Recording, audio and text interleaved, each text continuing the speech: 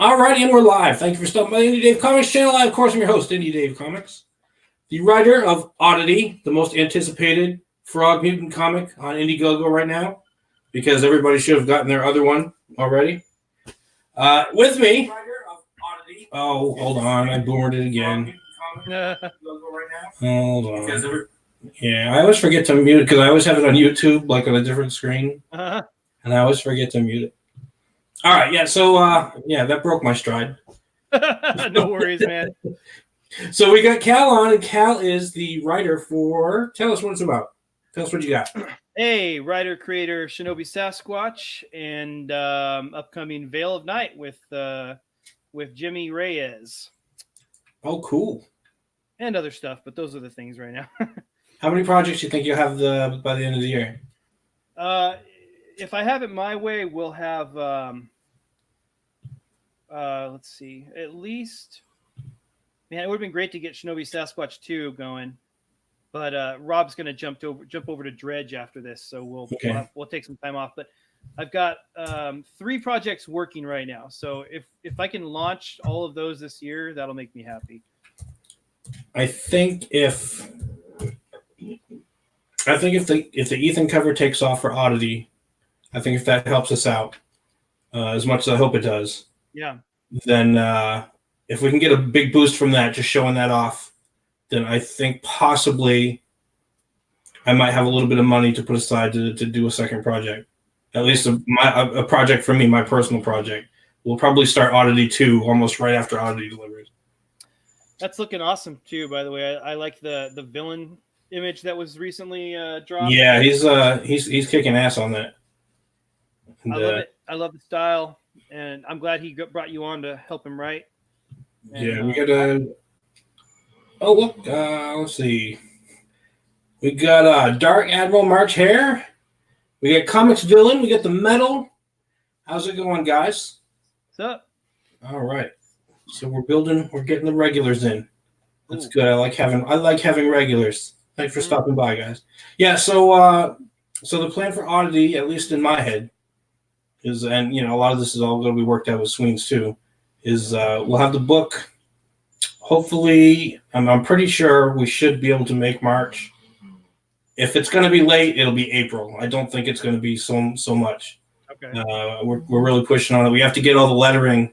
I have to get the scripting into Eric Weathers here, and probably next week. Okay. Yeah, we got to get started on that. We still have actually a lot of the book to do, so we'll be kind of piecemealing it to them as we have it done. So that'll be, and hopefully, if we stay on track, we can get it to the printer hopefully by February, middle of February is what I'm hoping. We were pushing for beginning of February, but I'm hoping middle of February. And then depending on how many backers we have, like right now it's looking like we're gonna get together and just do it in an afternoon. We might even sign all the books. Oh, nice. You guys live close? So if we can do that, we're just gonna meet somewhere like in between where we live, and then get like a hotel, one of those hotel boardrooms, rent a hotel for the night, get one of those boardrooms, and just knock it out. How far are you guys from each other? I think we're 6 hours. I think. Okay, not too bad. Yeah, with me and Rob, Phoenix and in Florida, that's not really in the picture. I really wish we could do it though. Yeah, I think he lives near Columbus, Ohio. I think. Okay. Yeah, so halfway is like Pittsburgh for us, Pittsburgh, Pennsylvania. So I think that's the plan right now. So kind of knock it out that way, and if we get a big boost once the new cover comes out, then we'll revisit it. Okay. But that's what it's looking like right now, and then hopefully with that we'll knock out Oddity 2 at the beginning, we'll have it started in April. Cool. And maybe hopefully we'll even get it started a little bit. And if we do really well and I make a little bit of extra money, then I'll have a couple of projects I'm going to fish out to different artists and see who's interested. I want to make sure I have a nice solid down payment. That's good. Yeah. We have to do that for the crossover with Monster MD. with Marco, we're paying him kind of, as we go. And so that's coming out of Shinobi Sasquatch. It's worth it. It's worth it. But it'll be even more worth it when we launch the full crossover book. Mm-hmm. But yeah, I'm looking forward to that. I back both of you guys. How did you work out who's getting what? Who's getting what book? Who's getting the book? Because both campaigns offer it, right? Yeah. Well, on my campaign page, it says that every person who backs either or both gets one book. But I've heard Vaughn say something to the contrary. But on my campaign page, it says every backer, whether you backed one or both books, you get one crossover book.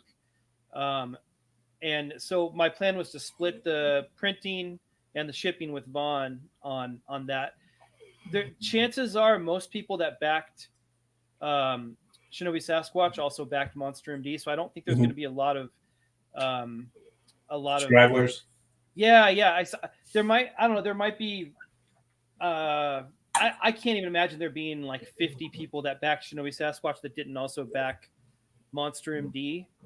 So I can't set anything in stone or make any promises, but if it's a small enough number, then I'm gonna try and get every single person a book when Monster MD ships. Okay. That'll be me kind of fronting money to do that. Yeah. So it depends on how much like I said, it depends on how much money it is. Because I have to have money left over to fund other projects and stuff like that. So yeah. So that's cool. Yeah, we're gonna hopefully I'll have enough. I have a couple of artists in mind. I have a couple of different ideas in mind, stories I want to do.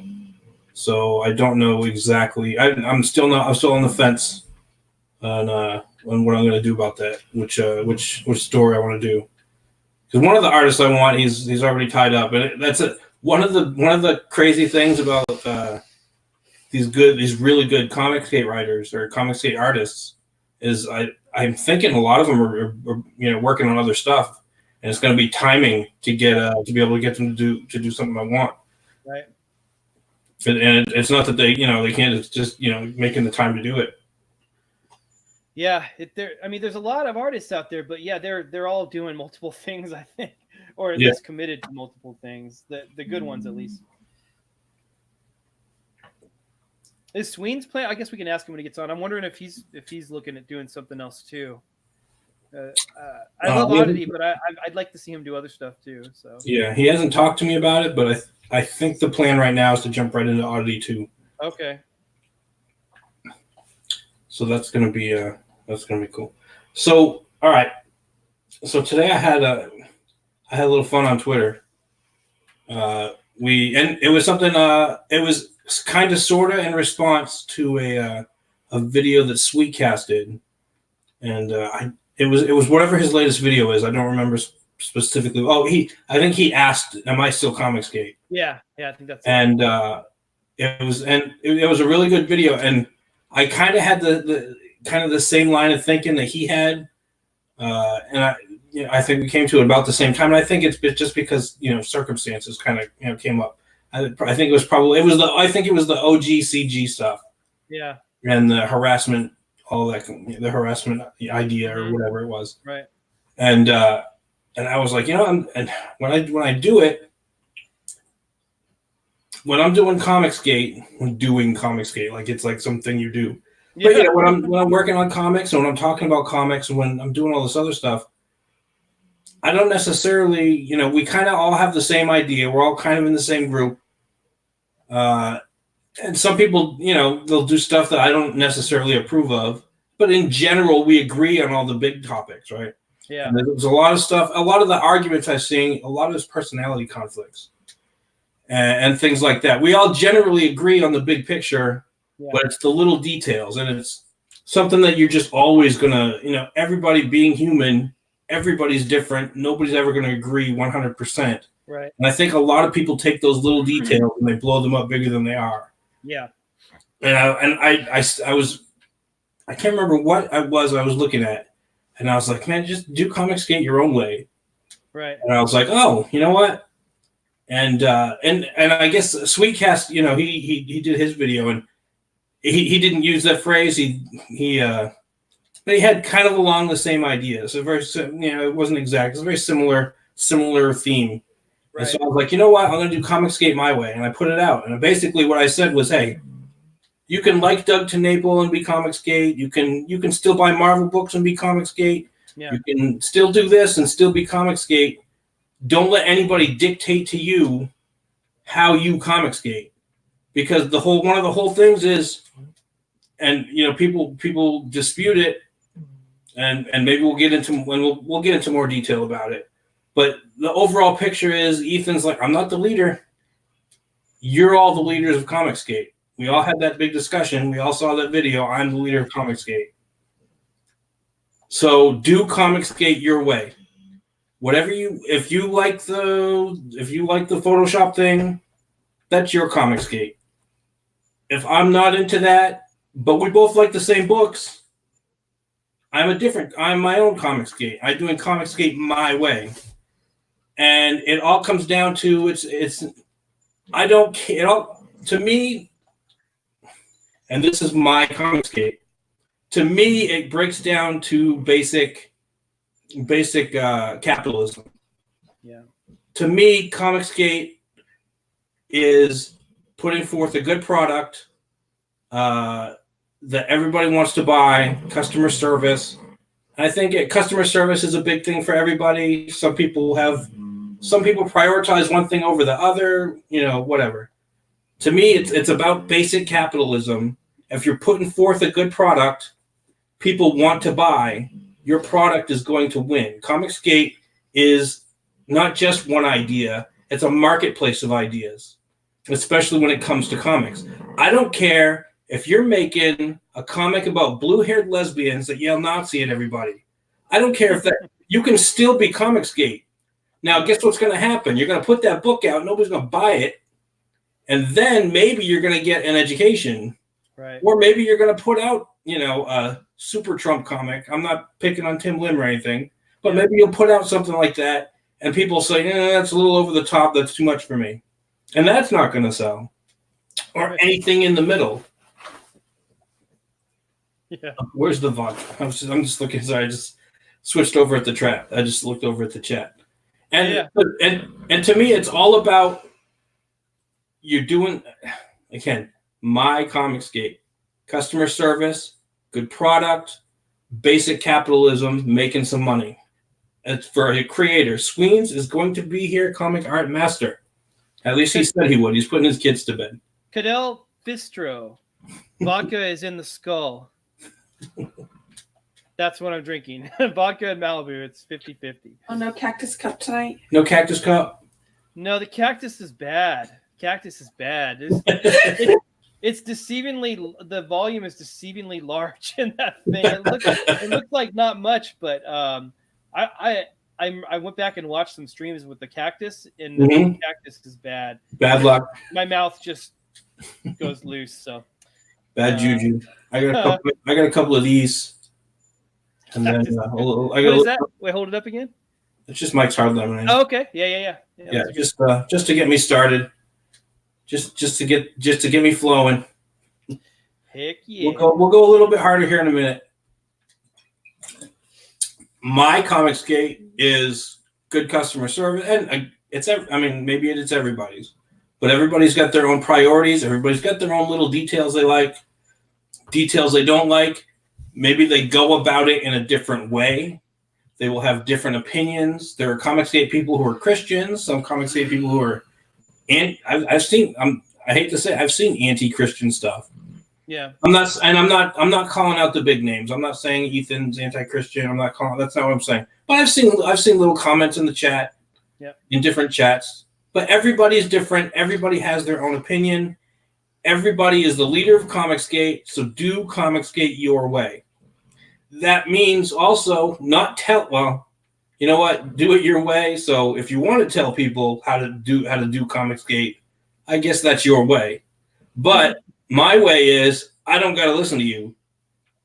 I can do it my way, and I don't have to listen to you. I don't have to listen to your opinion. I don't have to do what you say and follow your rules. Right. Now, doing it your way also means that sometimes your opinions are going to change. Sometimes your way is going to change. And to me, it's so basic. It's so simple. Excuse me. Woo. Carbonation's getting me. It's so basic and simple.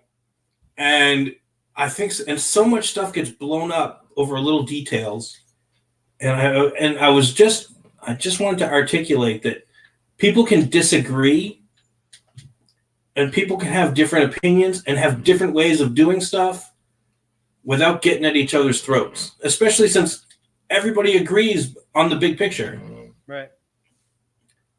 So yeah, I had a guy. I don't know if you guys saw this, but when we announced Veil of Night, Jimmy and I, we had a guy comment and say, "Jimmy, I love your art, but I'm really bummed out that you're associated with this Comicsgate trash guy." And I told him straight up. I mean, I haven't been using the hashtag because, like, the stuff you're talking about tonight, the stuff on Sween's video, I hadn't really thought it through that way. I looked at the kind of the face of Comicsgate now and thought, okay, there's a lot of bad optics, and I don't want to be associated with that kind of stuff. But the principles are meritocracy, good customer service, and what was the third one? Meritocracy, good customer service, quality. Quality. Yeah. Focusing on quality, the story, the art, and it reminded me this whole thing that you're the hashtag you started today, and then Sweetcast video. It reminded me of something I used to say a lot when people, like, when I was like kind of early in Comicsgate, and people would be like, "I'm leaving Comicsgate." I'd be like, "Well, you can't leave Comicsgate. It's not a thing that you can join or leave. It's a set of principles that we all kind of agree on." Mm-hmm. You know, and so so I said back then, and I say the same thing now. If you still have those same principles, and Comicsgate stops having those principles, then you are still Comicsgate, regardless of whether you can associate with that hashtag or not. Those principles are the important thing. You know, we're still focusing on meritocracy, merit-based, creators. We're still focusing on good customer service, not trashing our fans. And we're focusing on quality. Is that a snoring dog? Yeah, can you see him? It's hilarious. That is Rocket. We're not gonna take it. No, we ain't gonna take it. Anyway, you know what? I got an issue with D. Snyder because he told me when I was a kid we are not going to take it, and then I grew up and I took it. Thanks, D. So dude, so that was my response to that guy, and I was just like, and I asked for, like, hey, what are these horrendous things that we believe that you don't like? Like, can you name some things? I never got a response from him. But then some of the stuff you were saying a few minutes ago reminded me of tweets I tweeted today. Like I said, I was saying, Michael Derrick tweeted, I disagree with Ethan on like 50% of the time. He said it's not the end of the world, blah, blah, blah. I quoted it and I said, this is a good point. I don't know what my percentage is, how much I disagree with Ethan or not. I like Ethan. He helped me a lot. I'm not going to I'm not going to publicly trash him or anything like a lot of people do. But here's my point. I disagree with my wife on lots of stuff, and I still love her more than I love myself. It's weird to never disagree with someone. So if there's someone that you can think of that you think has never done a bad thing or said a wrong thing, then you have a problem with hero worship, because no one's perfect. Everyone makes mistakes. Even Ethan Van Sciver makes mistakes, and he'll tell you that. He'd be the first person to tell you he's not perfect. But you can't treat someone like they are perfect and then expect everyone else to agree with you on that, because no one's perfect. I mean, holy crap! I've apologized like 50 times on Twitter for dumb stuff I've said, dumb tweets. Like, you have to own it though when you say dumb things. But to your point, like, we're not going to all agree all the time. Comicsgate is Comicsgate. You don't have to like sign up for it. You can't leave it. If you believe in those principles, then hopefully you don't ever change. And if the hashtag and the movement changes, then it does. But meritocracy, good customer service, and quality are always going to be our principles. if everybody agreed on everything all the time, it would be a freaking tragedy.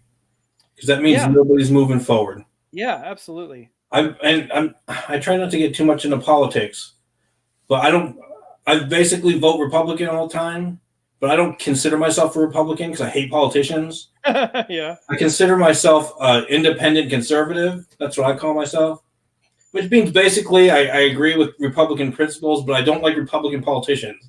Yeah. And more than I can't hold Democrats' feet to the fire because I don't agree with them. I'm not in their group.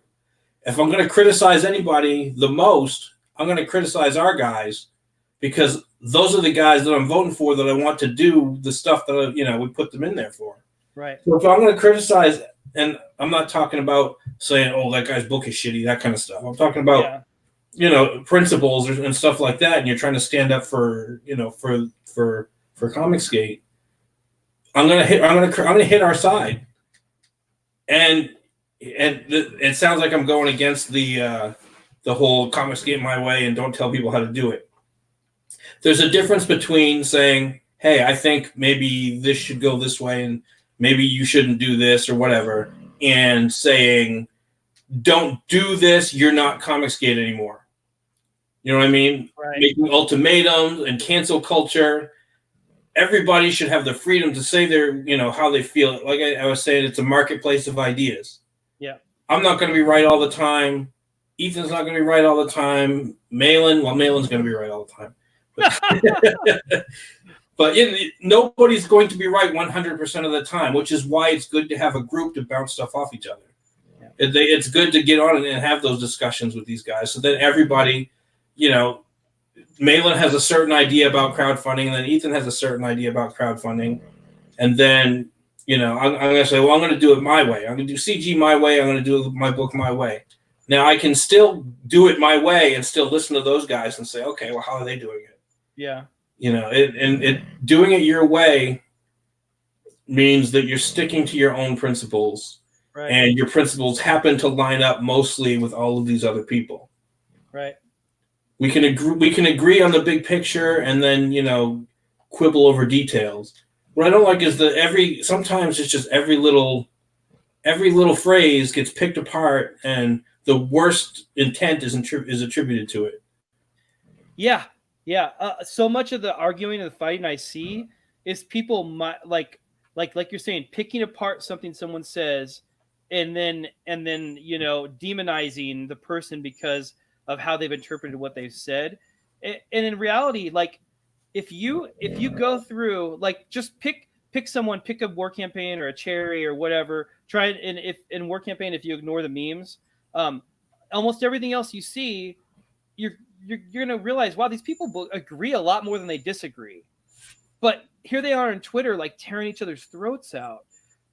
What, like, can we like realize that we actually have a lot of common ground? A lot of us, even people I have blocked, I know if we just were hanging out, having a Cal special together, we'd get along because we have a lot of the same, like, really important principles. Our worldviews are very similar.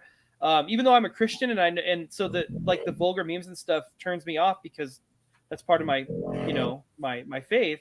A lot of the other stuff, is very similar. So I don't know. I would love to see 2020 be like a new guy year, where everyone just starts like having goodwill towards one another and realizing, we've got some common ground. Can we like talk about that instead of all the little minor things that we're picking apart about what each other says? I would love that, man. That would be amazing. Dude, can I read a chat real quick? You absolutely can. The Metal says, I never identified as Comicsgate because I saw it as an idea or set of principles that I agree with.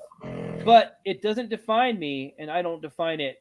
See, I like that. And there's a guy you guys might follow on Twitter. I forget his last name. It's Aaron something, but he's like involved with Darkwing Duck and stuff like that. Relatively large named person. He said something the other day, like he won't be involved in any kind of gate or whatever because he doesn't want to be beholden to that thing. He doesn't want to have to feel like he needs to define or to defend bad behavior to remain part of that thing. And I think that what a lot of people feel in Comicsgate is that they have to defend, X person who says bad thing because they're part of their team. And what you're saying with CG My Way is that you don't have to do that. If you don't agree with this or that thing, that's okay. You can your principles, those core principles are still the same. You don't have to like, vulgar memes. You don't have to even be an Ethan Van Sciver fan. But you can still be Comicsgate. You can still be, still say I agree with meritocracy. I agree with good customer service, and I agree with quality. And that makes you cool in my book. Cadell says my dog sounds like Darth Vader. Yeah, it goes between Darth Vader, some of their sci-fi sound, Chewbacca. Yeah. Enough. I'm getting backers tonight. I don't know if it's people. If it's someone in chat, thank you. I'm getting backers right now. I love that. Oh, never mind. Well, one of them might be, but people are grabbing that black and white add-on, so I like that. You getting back? Am I getting backers? I've only got 7 people in here. I think most of them are already backed. This is related to my tweet earlier about we just sell black and. We need to sell at least 100 black and white books to break even on those. We're still our campaign is still profitable, but that specific tier, the black and white tier, has been really unprofitable for us. It was like we thought, okay, there are some people that are really rabidly like, give us a black and white book, and so we thought there'd be like lots and lots of those people. But it turns out it was really just those like 5 people. And so we did a whole tier with a whole extra different book with a different cover for just a few people.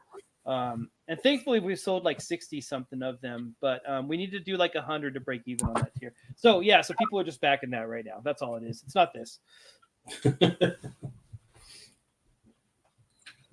Rare Logic, if you've already backed and you want an add-on, DM me. And I'll send you the link. Oh, man, that vodka. Whoa. What's really sad is the dog's not actually sleeping. Yeah, that dog's not actually sleeping. He just does that because he wants us to know he's there. That's awesome. His eyes are open and he's looking around.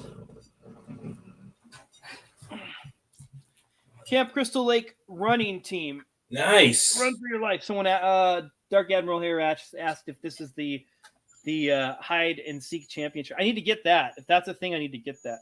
Oh, that's really good. What did you put in there? What is it? This is my little drink for tonight. I made what is it? It's a Long Island iced tea. Nice. And I hollowed out a pineapple. And I poured it in the pineapple. Oh my god, it's freaking amazing. So what's your Long Island iced tea recipe? We got Long Island iced tea mix at the liquor store, and then a splash of Coke and a sour mix. Okay. So we had some left over. We had some mix left over. So I'm like, I'm gonna go ahead and make some up. This pineapple's leaking though. I wish my drink was delicious. Oh my god, that's so good. I drink only for efficiency. I drink to help me go to sleep at night, but when I go on a stream, I also drink for that because that way it loosens me up a little bit. Yeah, I haven't actually had a drink, at least not a serious drink in a while. So this is my heavy drinking night. Yeah, so let's see. That's not what I want. I forgot to pull up Shinobi before you came on. Let's see. There we go. Yeah. Did you see where'd you rank in the top 100? Did you see it? No. What is that? Top 100 what? The top 100 books on Indiegogo. All I know is that for 2019 we were the 15th most backed book. Nice. And if you don't mind me doing a little humble bragging, thank you, Jesus.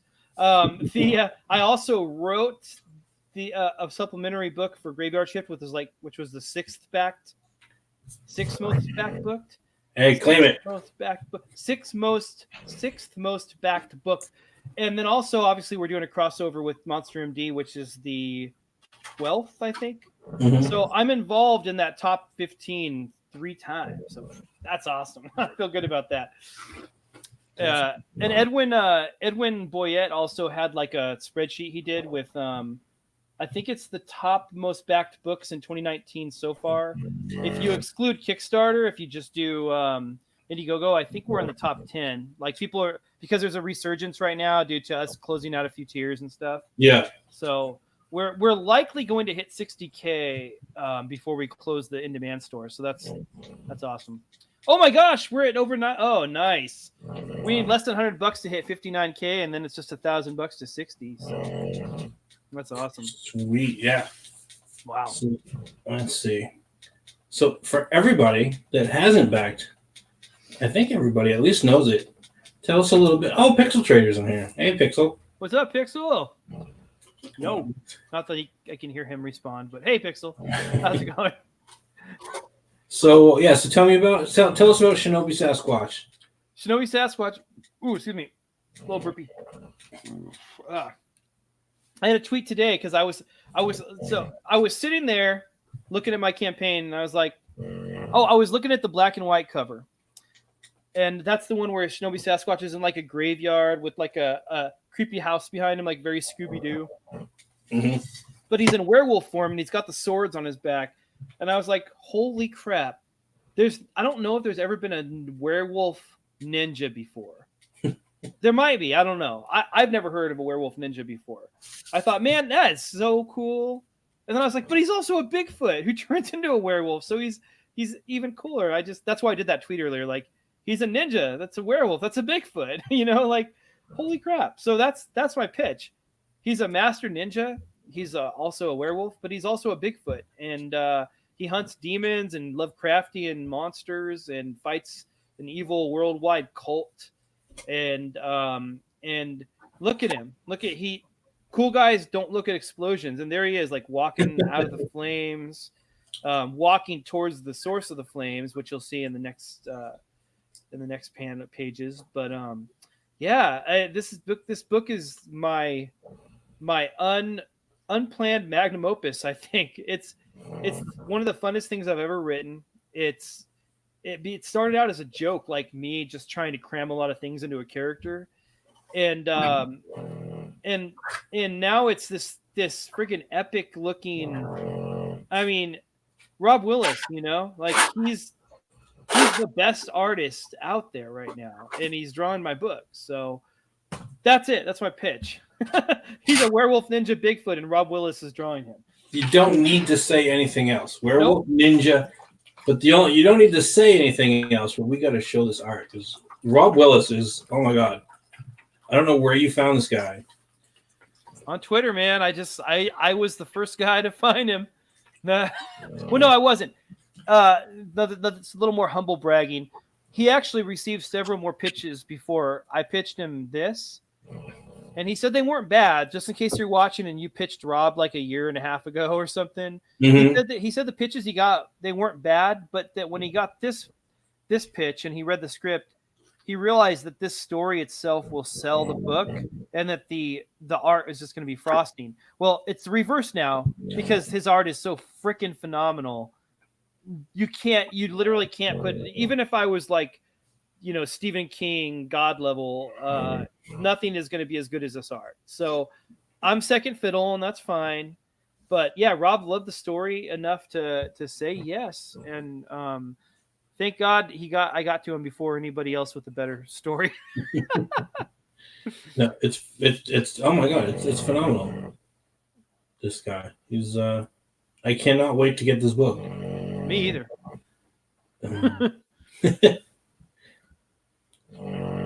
Look at that little tentacle at the bottom. I love it. Oh. It's just it's been chopped off. It's crawling away. It's like, like its last ditch effort. Oh. This is just cool. Like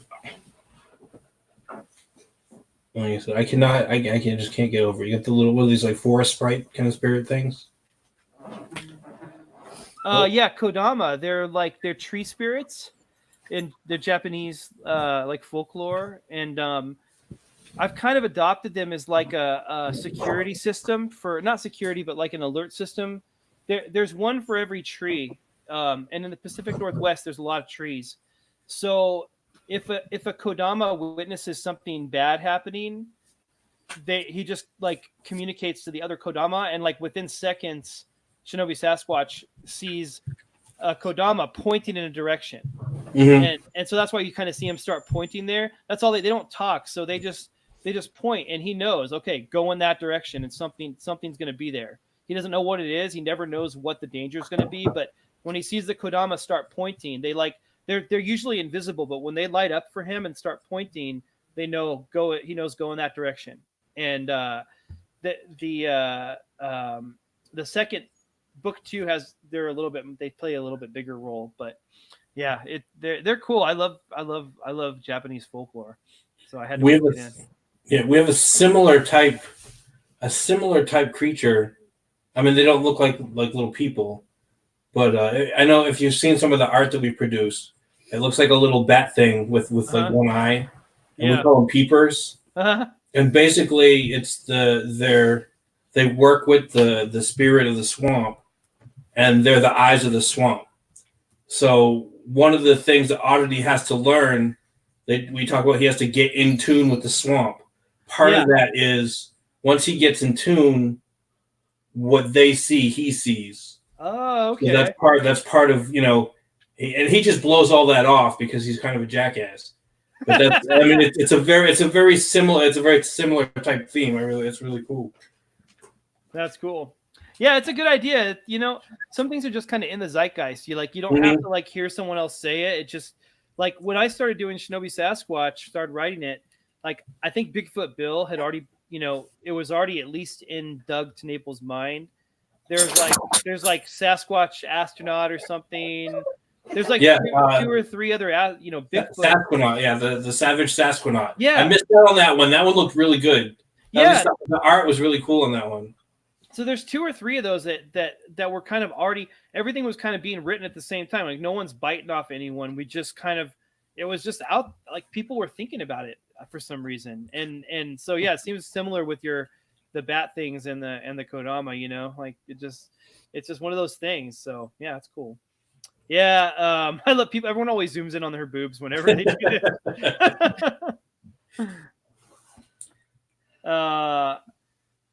Inkspot says transformation was great. It reminds me of my wife. Oh my gosh. Wait, there was another good one. 7 of 9 says he loves Rob's art. It's phenomenal. Passion for Drawing says you get to the best artists to get to do your stories. How do you do that? All you got to do is sign Rob Willis, and you have immediate credibility. If this guy agrees to do your book, then people go, okay, he's got to be a good writer. I mean, why else would he pick you? And then winning a Graveyard Shift with Mark Polton and John Malin's contest, as Vaughn and I both did as writers, that was another big push. So the thing is, if you don't mind me soapboxing a little bit, writing is just as much an art and a skill as art is. With art, it's really easy to look at art, like what you're looking at right now, and say, that guy has invested a lot of time in learning his craft. With writing, it seems a lot more subjective. It's not subjective, but it seems subjective because the average person, hey, Sweens.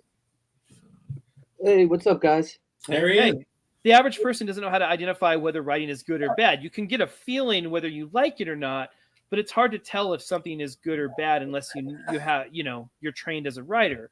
So it's really, really hard. Dave, I'm sure you can identify with me on this. It's really hard to get people to take you seriously as a writer. But once you get a couple of things behind you that show that you're credible, then it's a lot easier to get other artists to kind of sign on. But Passion for Drawing is a great artist anyway, so I don't know. It's why it's important, especially even if you're a new writer and you have confidence in your stuff. It's why it's important that you be picky about your artists. Yeah. I mean, it's different with us because he picked me as the writer.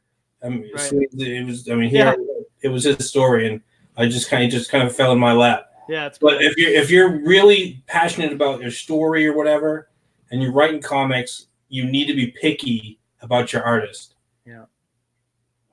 Yeah, And and you're going to have to be willing to, if you really want your stuff out there and you want people to read it, especially in comic books, you have to be able to put out a little bit of that extra money.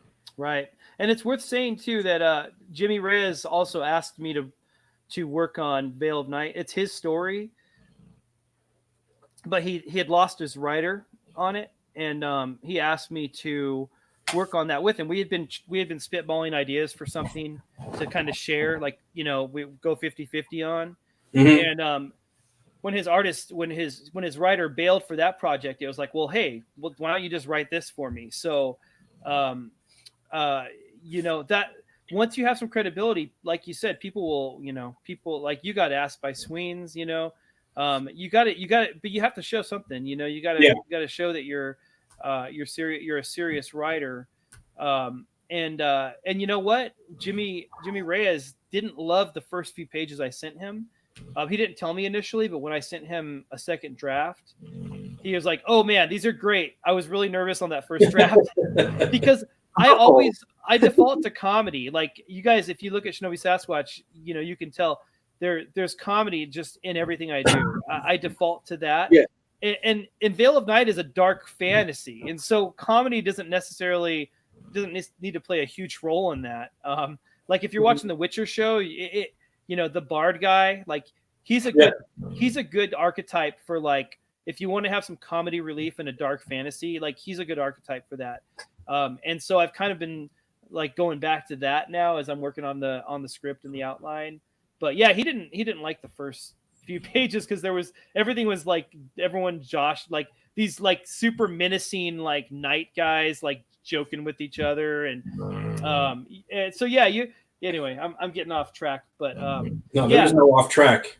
Not when you're drinking no vodka as I am. So Sweens, what are you drinking tonight, man? Are you dry? I'm completely sober. I have not been. I've been too busy drawing for the last couple weeks, so I am. Yeah, I can't deal with hangovers the next day and still get stuff done. So I've been on the straight and narrow and just drawing nonstop. The key is clear alcohol. Clear alcohol. Sorry, keep going. Is that what it is? It works for me. Secret to it? So you're boozing and I'm the sober one here? What's that? This is a first. Are you both boozing then? Yeah, we're both boozing. Oh, man, I feel like such a bird. More.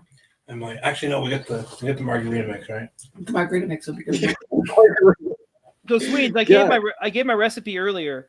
This is a skull, and then inside it you put 50% vodka and 50% Malibu, and I put a little bit of like that Loco Nut, the Captain Morgan Loco Nut rum, and it's got the scratch and sniff round bottle. It's awesome. And I don't like get wasted, but I never ever have a hangover, and I have one drink every night to go to sleep. So there you go. Yeah, get some of that stuff. Yeah, I do have some beers upstairs, and the thing is with me is like I do get wasted. Like I just I'm not a very large guy. In fact, I'm probably not even considered a real man. I'm a real boy. By traditional standards. But I have like a few drinks in me, and all of a sudden I go from like extreme introvert to like just talking your ear off, annoying, out of control. That's why I drink for these streams, man, because otherwise I just sit like a lump on a log. Yeah. I wish I could control my alcohol so that I could just like get loose and that would be it. And like that'd be the end of it. But no, it's not like I get loose. I completely let go. And then I'm like, completely intoxicated. My problem is when I get drunk enough, I'll feel like I'm sobering up and I'll be like, no, I have to stay drunk. Yeah. So then I'll drink more, even though I'm not really getting any soberer. Right. Yeah. Oh God. Okay. Should I grab a drink? You should. Should they? No, Okay. no one wants to Okay. drink alone. And yeah, Dave and I are both drinking, but we gotta all be drinking now. Yeah. You know what? I'll try one on tonight. Plus, Comic Art Master says get drunk, Sweens. Yes, brother, yes. So how do you deny Yes, that? brother. Oh, I don't even. Sure. 7 of 9 says, Yeah. Cal, that's gross. Yes, it is gross. It is not pleasant. Oh, dude. Pat, look at them all egging me on. Get drunk, Swedes. Go Oh, full on. All right, you guys asked for it, assholes. Now you're going to get it. that's convicting. Comic Art Master says, look at all these drunk Christians. I'm not drunk, by the way. I have a little bit of alcohol in me. There's a difference between being drunk and drinking. And being lubricated, as my dad says. Yes, Yeah. I'm lubricated. That's all. I'll be right back, guys. Okay. We'll load up. Nobody else is on. Chat is awesome. Oh my gosh. This may not be a huge number of people, but the chat is awesome. I love 13 is actually a pretty good number for me. Oh, is it 13 now? Gargoyle's here. Hey, Gargoyle. Yeah, we're helping. Gargoyle's got a project, and we're Oh yeah? we got a team together helping him out. What is I it? haven't seen anything on it yet. But Okay. I think this weekend we're supposed to be helping him out with something. Cool. I'm gonna see if we can invade Mandy's stream. I think Mandy's streaming. Oh shit, that's a fun stream. I went on a week or so ago. Yeah, we're gonna be on her show Friday at 10. Cool. Shay Zombie's got a fun show too. Yes, Really? we were on her show. She is so cool. She Yeah. actually cosplayed. She cosplayed us. She Yeah, got yeah. a purple hoodie and I did saw like that. the red and everything. Yeah. Yeah, it was awesome. Her Heidi was awesome too. I feel bad that I didn't give her a lot to work with for Snowy Sasquatch. She just kind of painted her face blue. But if we had done more with Penny, who's kind of like his female sidekick, she could have done something like that. But we didn't pump her up because Shinobi Sasquatch is the draw card, so you don't really need to put anything else out there. Yeah. She's got 60 people. Oh no, she got 56 people. I'm gonna tell people to come to my stream. Oh yeah, she's on right now, huh? Yeah. How many guests does she have? She's got 6 people on there. Well, Oh, dang. well, yeah, her and 5 people. Oh dang. I'm typing, hey, everyone, we're drinking on Indie Dave Comics stream. Do you want me to throw the link out anywhere? Yeah, if you want to post it. Anybody in the chat want to come in? Dude, we're at 58,969. 69, dude. Wow. Nice. Oh. I mean, you guys, if we hit 60K, I'm just going to be over the moon. Oh my gosh. I mean, I know it's inevitable now, but still. Oh, Yeah, you're going to hit it. I remember when Edwin said, you guys are going to, I can see you guys hitting 50K. And I was like, dude, you are so insane. Oh, man. I had no idea. Yeah, well, you guys deserve it. You got an awesome looking book and promoted it well. A lot of books deserve it, but not everyone hits it. Yeah. And so, like, I knew, like, well, Rob's a great artist. He's an undiscovered gem, but you're limited by your reach. Like you can have the literal best comic book ever written. If no one knows about you, no one will ever buy it. It won't go anywhere. So us, like, hitting our 25K goal, that was awesome. But going on Ethan was huge too, because it helped us. It pumped us up at least probably 10K. But since then, still we have like this slow trickle. So, are you guys seeing that trickle effect? It's kind of like we've been seeing the trickle effect for about a month and a half, 2 months. Yeah, it's been awful. Like we stopped promoting for the most part for like most of December, and then it just freaking died out. And every once in a while we'll sell something, but it's been pretty much dead. and I've just been freaking drawing nonstop lately and throwing out work as much as I can. But yeah, as far as promoting, I went on Ethan's for like not even a minute last night. Like I just jumped in on the stream, whatever, and that was about it. We got a bunch of streams coming up this week though, and then I'm going on a show outside of Comicsgate, which should be interesting. But well, okay, they're cool with Comicsgate. So yeah, I wanted you to unpack that a little bit. What do you mean by outside of Comicsgate?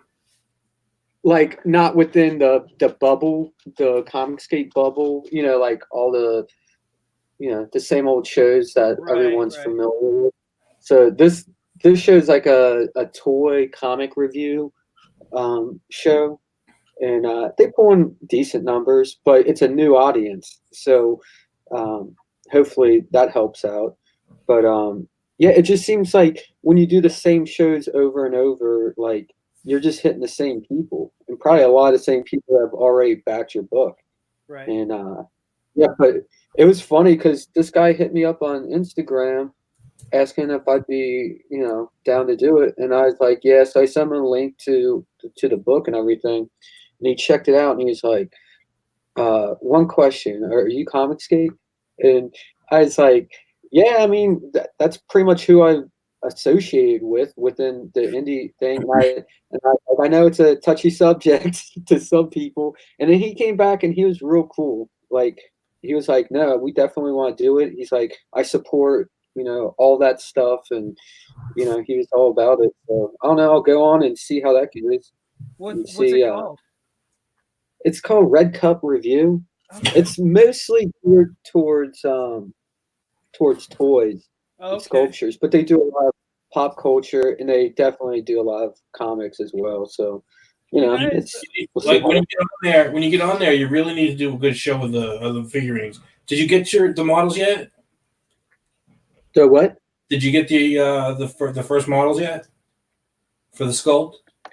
Prototypes? No, I gotta talk to George and find out where the hell he's at with all that stuff. I haven't talked to him in, I don't know, like a week or something. But yeah, I gotta get those. Definitely, yeah, it's an insane model, dude.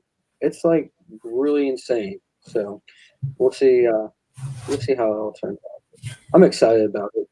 It's something completely different than what you've seen in a lot of the books around here. So, or the campaigns at least.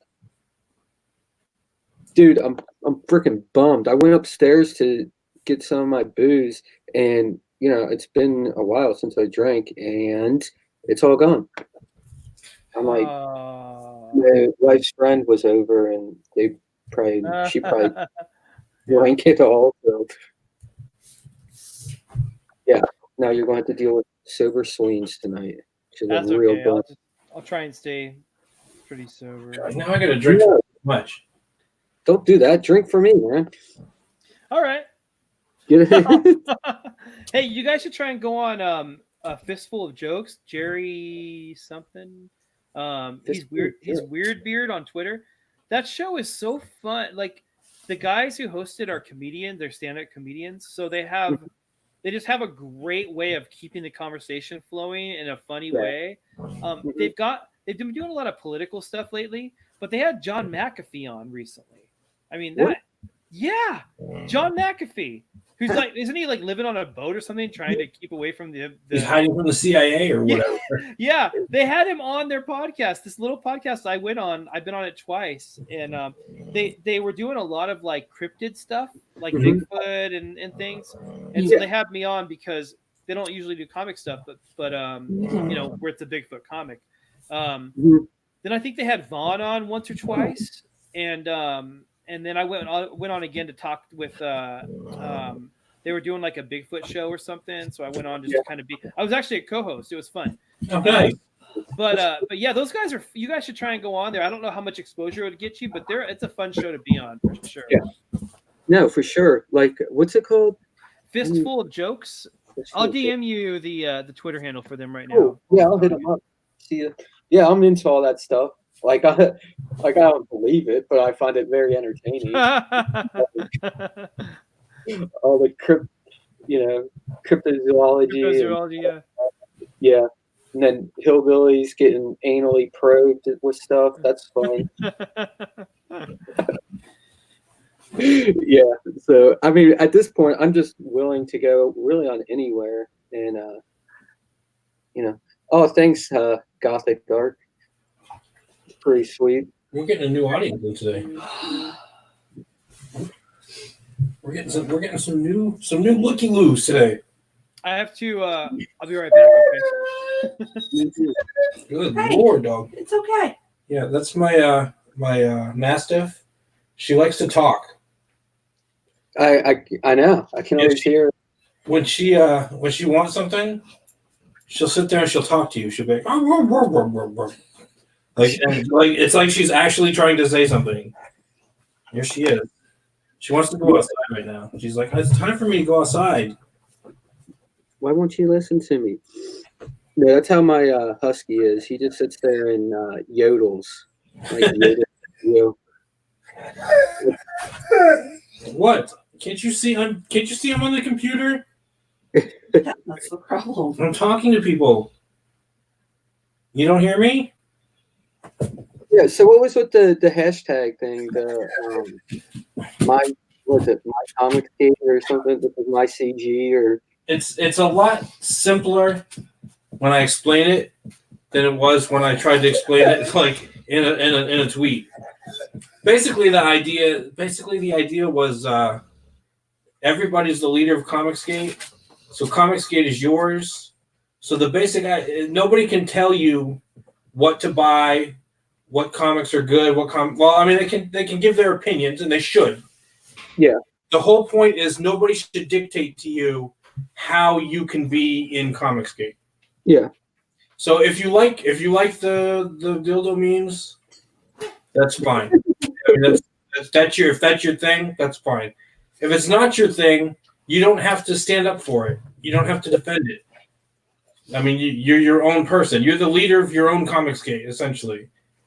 And the whole point is, to me, don't let anybody else dictate to you how you. And I'm applying it to Comicsgate, but really, it's to anything, any fandom.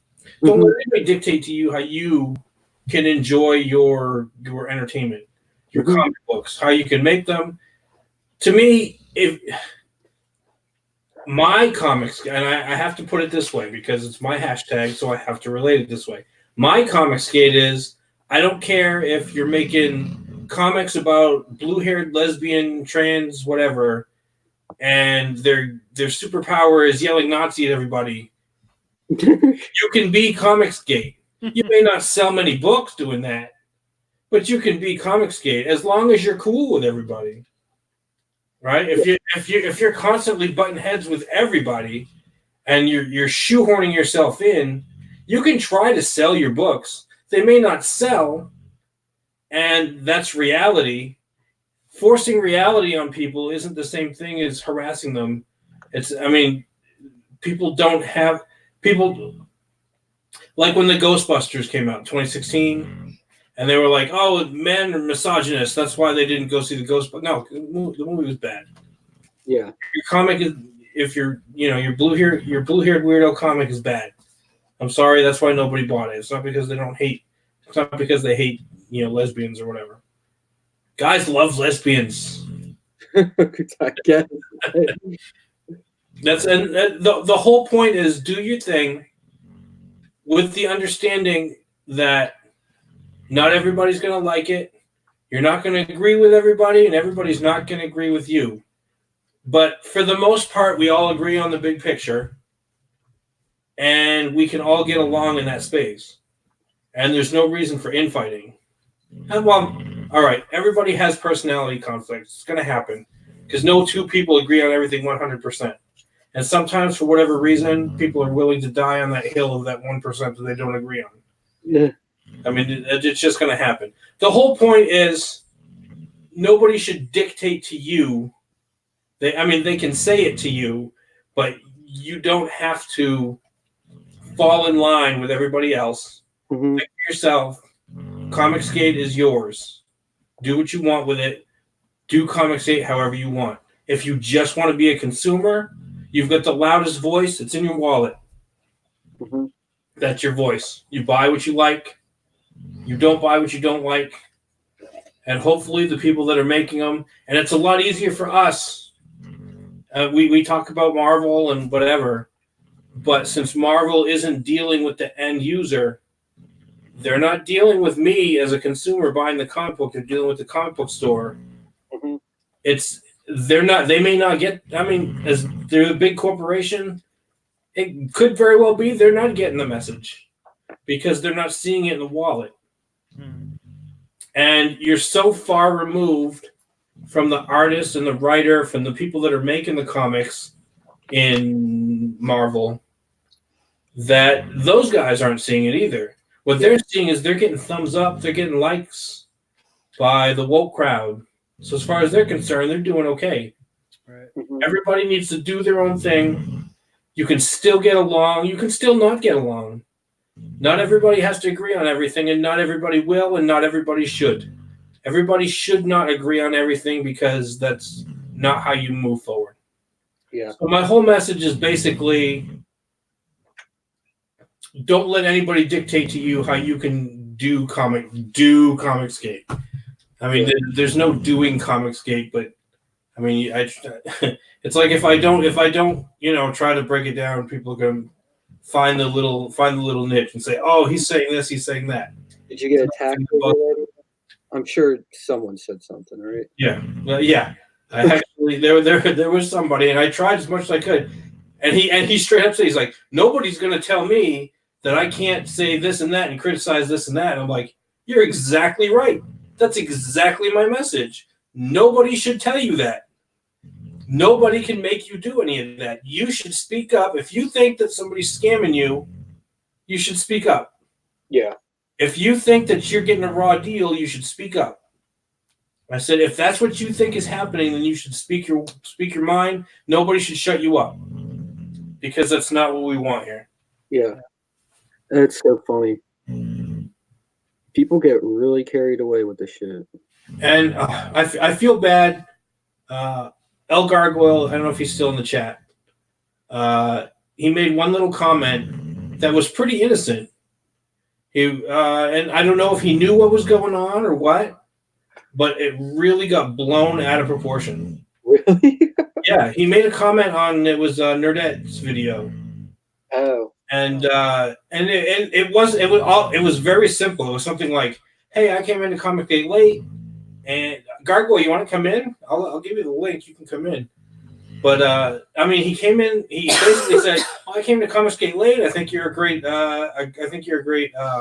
Journalist." That was pretty much the extent of his comment. He was nice to her, and on the video. Basically, it was in response to Ethan saying that OG Comicsgate was harassment or whatever, and she said some bad stuff about Mandy. She didn't if I watched it correctly, she didn't specifically call out Mandy, but she did at the same time. And I did watch the video, and Mandy was, I mean, she was justifiably pissed by the video, and. She saw El Gargoyle. Somebody else pointed out the El Gargoyle thing, and I think she blocked him. If he wants to, do you want to come in, Gargoyle? Tell the story. What happened? Because from what I understand, you had a talk with Mandy, and you guys are cool now. I don't want to speak out of turn. I'm going to send Gargoyle the link here. Yeah, I'd like to hear this. You can't be nice to the wrong people. Yeah, that's, and you know what? The thing right now, and I think that's so stupid. Just be nice to everybody. You don't have to pick sides. It's ridiculous. Yeah, and that's let me see. The problem is, like, there's War Campaign guys that support our book. There's probably some cherry guys, I don't know specifically, that support our book. There's a lot of different people from a lot of different groups that support our book. Yeah. I can't be playing one against the other. I can't be keeping a scorecard of who I'm supposed to be nice to today You know, oh, I'm supposed to be nice to this guy. I can't be nice to that guy. I can't keep a scorecard of that. I don't want to. Same here. Yeah. It's ridiculous, and I'm not going to do it. Yeah, I'm not on Twitter enough to know all the drama that's going on and who hates who at the moment and all that's like. I'm literally drawing all day, or I'm taking care of my kids and stuff. Like I don't have time to be reading, all these tweets and who's beefing with who at the. It's all kind of ridiculous, but yeah. Metal says, I just noticed that Cal's wearing the same beanie that he was wearing today. He's forgot I had the Punisher skull. I switched. He usually wears the Daredevil side. Yeah, Gargoyle, I sent you the link in your DM. But yeah, and it seems so minor that the tweet, or it wasn't even a tweet; it was just a comment on a YouTube video. And yeah, and I don't know. It seems like every little thing. And I was kind of. I'm not an OG Comicsgate guy in the way that Ethan was talking about. I think he misspoke. I wouldn't have said it the way he said it. I don't think OG Comicsgate was harassing Marvel Comics people or whatever, SJWs. Because to me, harassment is you're calling them on the phone and you're saying, hey, your shit sucks. And I think what was actually happening is, and what they were doing was criticizing. They were criticizing a book, and it just so happened that some of the books happened to have the same writer, artist, whatever. And since some of the books had the same writer, the names came up a lot. Sounds like harassment. Sounds like harassment to us because we're watching all the Zach videos, right? Mm-hmm. So to us, it may seem like it because we're hearing the same name over and over again. But what's actually but the only way anybody's getting harassed is if they're constantly going to Zach's videos and watching them voluntarily. To me, that's not harassment because you're volunteering. You can just not watch his videos. Yeah. Gargoyle. I sent it to you. God, I hope so. Yeah, I sent it to you in DM in Twitter. Ink Spots thinks I'm a geezer. It's this gray. I can't get rid of it, and I can't bring myself to like color my beard, so I'm just stuck with the gray beard. But whatever, it's fine. I can't grow it. I'm not allowed to for my job. But when I get a chance, I go on vacation, I grow it. It's getting the gray in, and I like it. Yeah, I like looking old. It's because you don't have gray on your head at all. I like the gray on the sides. Like I think that looks pretty cool, but like a distinguished look. Yeah, I can't even grow facial hair, so.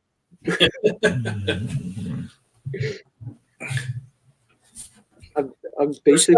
You need to grow facial hair so they'll think you're old enough to be on the rides at the amusement park. Yeah, right. Even now, I'm not tall enough, so it doesn't matter. All right, so now we're going to try the margarita mix. I think this is only beer level alcohol. Yeah, it doesn't have enough tequila in it. We should have more tequila. God, you guys are killing me right now. Hey, at my engagement party, this is a long time ago, but we had a margarita machine, like we made one. It was awesome, but my brother-in-law didn't think there was enough tequila in it, so he stood at the margarita machine making the drinks, and he'd like use the machine to pour the drink. Nice. And then he'd pour more tequila into the drink for each person. I'm like, oh my gosh, dude, you're gonna make everyone at my engagement party drunk, and I think he did. Yeah, it was fun. That's the point of it, though. Yeah, I remember like lightsaber fighting with somebody in the backyard of whoever's house it was we were at. That's all I remember of that. Yeah, that's awesome. Pepe's here.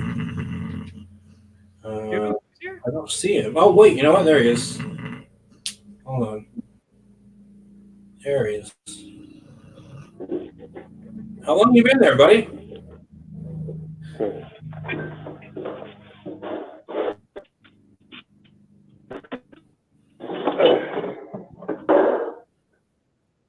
didn't realize you put them on. Hey, Pepe, you're live.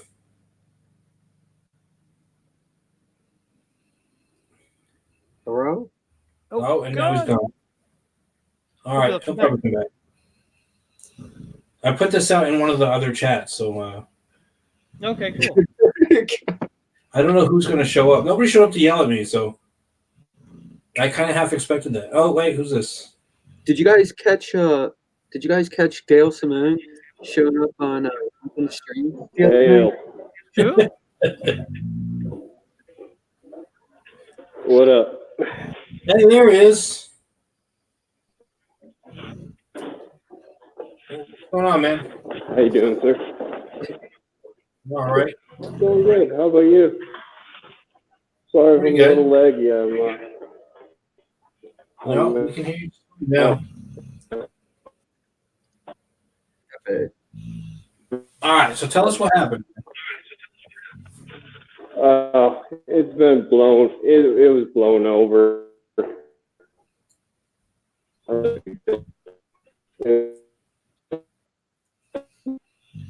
Well, you're all roboting out.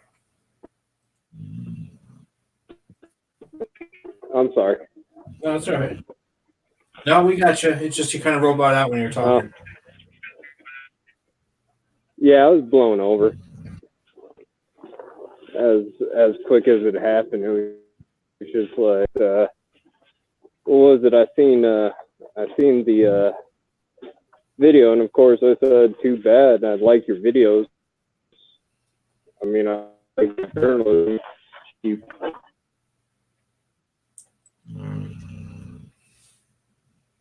Oh, I think we lost you. Oh, bummer. Oh, wait. There he is. Uh-oh. Oh, there's Gail. There's Gail right now. Hello Gail. there, Indy Dave. Hello there, Cal and Swains. Gail, I'm sorry. We had our little falling out a few months ago. Can I unblock you now? Are you going to unblock me? And we can be cool? Dave, of course. I just made friends with EVS a few days ago. That means we can be friends too. I'm the most OG CG there is.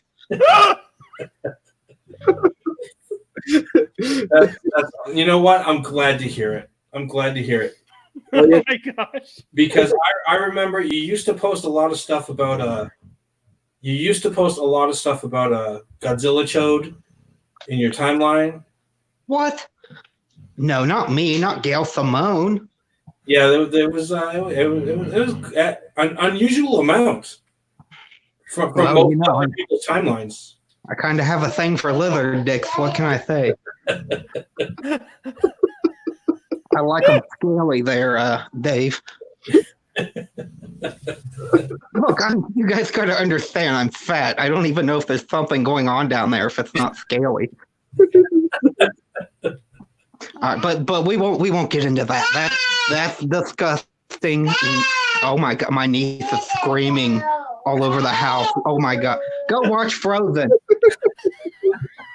Go watch Frozen and let the men talk. You are an auntie. I love it. Yeah.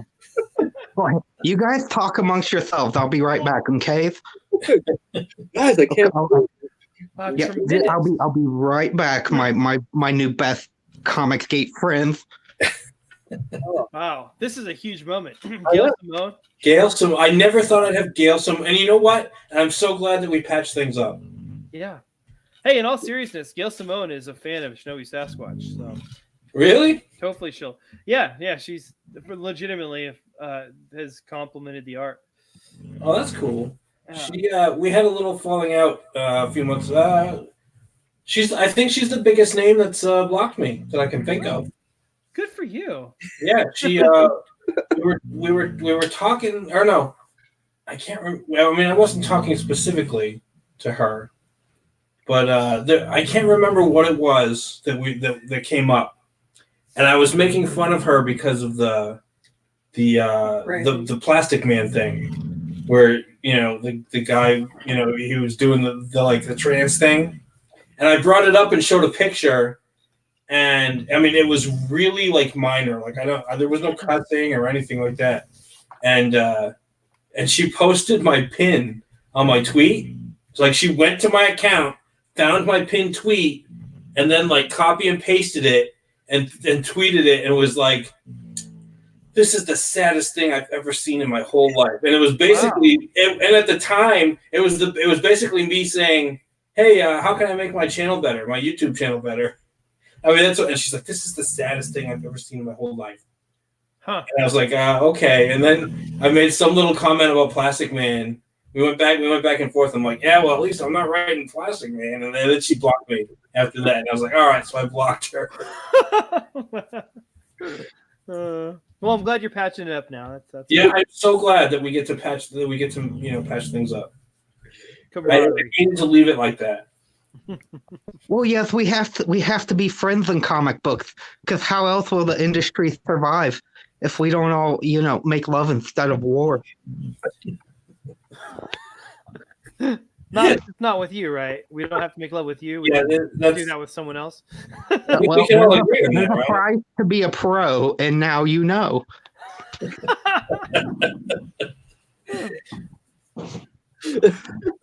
You don't think I was going to let you guys get away with not degrading yourself to be a professional, did you? 709 says Plastic Man's bulge was epic. Plastic Man. Big fan. What is Plastic Man? Oh, yeah. Plastic Man. Yes, my hit book from DC Comics. Did you buy it, Dave? Did I buy Plastic Man? Yeah, did you buy my book? I'm gonna have no. I passed it over. I'm pretty sure. Actually, you know what? I saw it at my comic store, and I was like, you know what? I bought Domino instead. I'm literally shaking with rage. And then you said Domino's, and I was like, oh, I love pizza. I'm gonna get Domino's on the horn right now. You know what's weird is I have a banana phone, but I hate bananas because they're a vegetable. That's weird.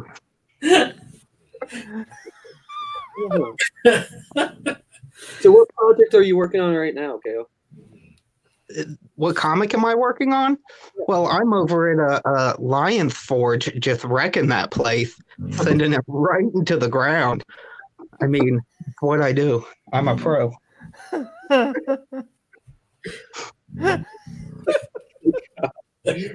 One day I hope to be as successful as you in comics, Gail. Well, Swain, you might as well keep dreaming, brother, because there's not many at the top, and they're the reason for that. Because I abuse people until they don't want to associate with DC or Marvel any longer. I'm trying to choose my words wisely here, guys. I don't want to get no strikes on your channel, but it's me. You know, there's a line, and I'm just waiting to cross it. The habitual line stepper. Yep, that's right. Queen knows. Oh, do I know? Yeah, you made quite the appearance on Ethan Van Sciver's show. Yeah, I love talking to Evan. Sometimes when I'm talking to Evan, I'm just like, we reminisce about the old days. We talk about, Jim Ree and Dan Dildo, and we just love to reminisce about the old time when we could all be friends. Yeah, I'll crack open some KFC. We'll get to bashing some chicken like the fatties we are, and it's just one thing leads to the next. It's a good time. We have fun. I'm so glad. You guys like to get a little tipsy from the booze, but you know what really gets me tipsy? A big old buck in a country crock. Yummy. Country crock? Well, there's a thing called margarine poisoning. I didn't know it was a thing, but apparently it's possible. According to my doctor. You eat it straight from the tub? What was that, Queen? Wow. You eat it straight from the tub? Like, just with the spoon? Well, a spoon, my fingers, I'm not picky. Well, To each their own, I guess. To each their own, indeed. Indy Dave. Indy Dave. I want everybody to know you're in here. I'm trying to let everybody know that you're building bridges. I'm building bridges. I am healing wounds. I am making the blind see again.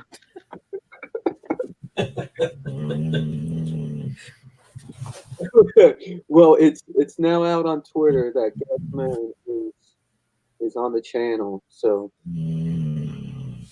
Steve, what is that CG, sound? That's you, isn't it? Yeah, that's me. Sorry, guys. Go ahead. breathing, right?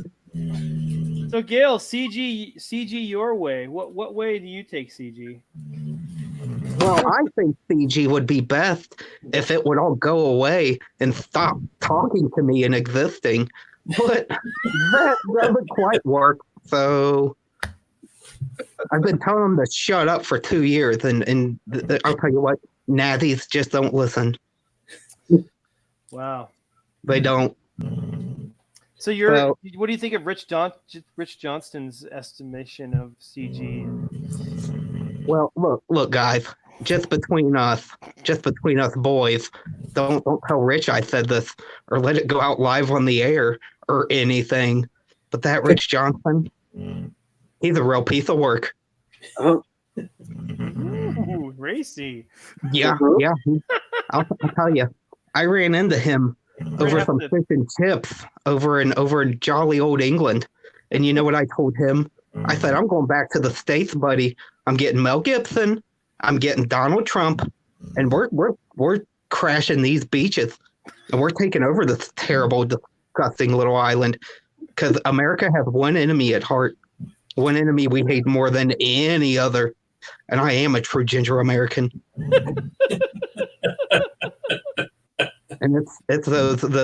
Okay, I'm gonna adjust my words. It's those gosh darn British people, and we're coming for you, every one of you. They're terrible. Well, I can't help it, Swains. These colors don't bleed, and I hate the Brits. I get it. Yeah. The snooty accents, the tea instead of coffee. I mean, what's with that? The bad. Well, they're just third world people with big heads. That's all it is. They think a Phillips head is dentistry. I mean, come on, guys. Jesus, good Lord. Those British. Gail, you're out of control. You know that? Well, I'll tell you, last time I saw in England face to face, I said, get the hell off our land. And I just sent him adrift. So we don't like your kind around here. This is America, not talk funny land. Well said. So you're not sipping on anything tonight? Well, you guys, you know how some people like to save their bacon grease in an old coffee can? Yeah. Put two and two together, Sweens. Oh, that's disgusting. No. I wish I could see your arteries. Well, so does my doctor. And guess what? I'm really fat.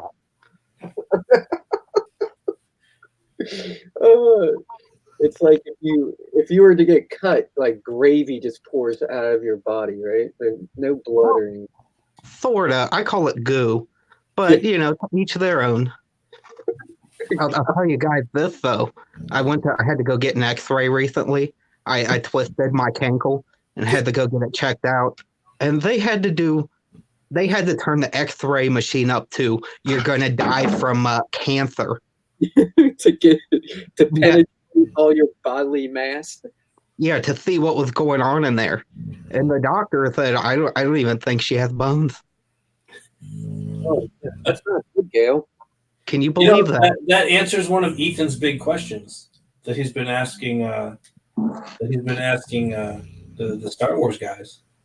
What has he been saying now? My God. He's been asking if Hutts have bones. If Hutts have bones, well, I mean, I would certainly hope they do, but I'm not one to dwell too hard on nerd stuff because I hate it. Oh, that's Yeah, funny that you're a writer, comic books. Well, you guys don't understand. Have you noticed how terrible my books do? It's on purpose. Oh, I'm bringing down the comic book industry, and the last thing I have to bring down is that gosh darn Comicsgate. What's the next step once you bring us down? Well, it's collect all that gravy money and just start pounding KFC every day. You guys got to understand. I hang around KFC dark alleys late at night. I wait for nerds to walk down, and I shake them down for gravy money. ooh.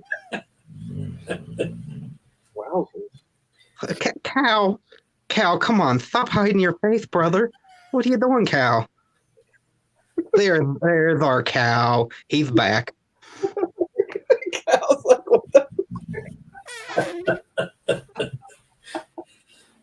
So I wish I Cal. could see you on live camera, Gail. Well, you can't see me on live camera because I don't fit.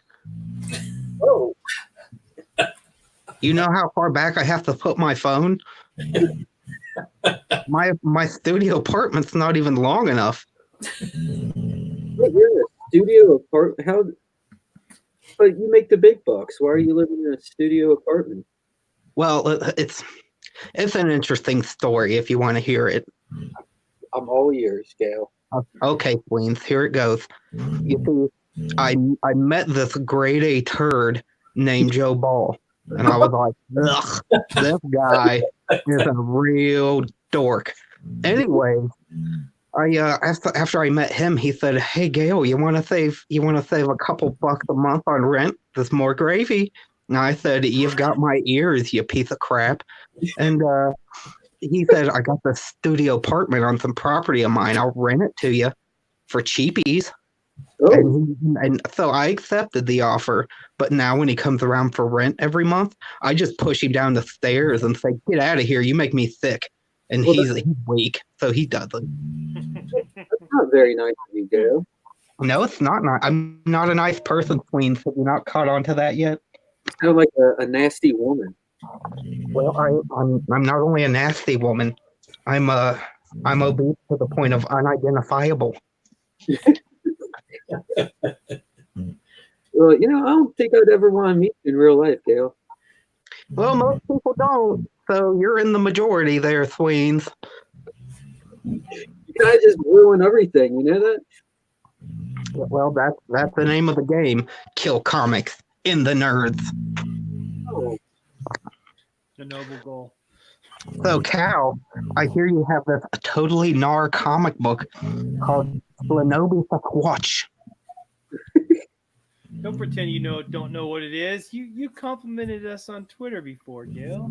Oh, yeah. Well, I've seen those pics of Rob Willis with no shirt on. Oh.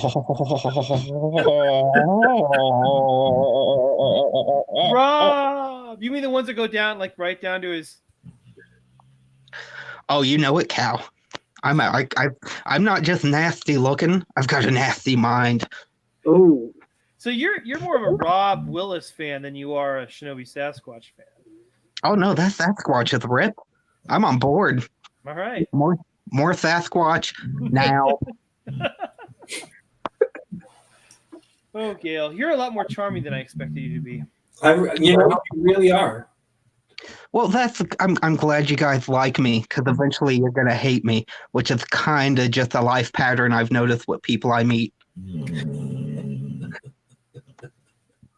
sure Rob will love to hear about you fantasizing about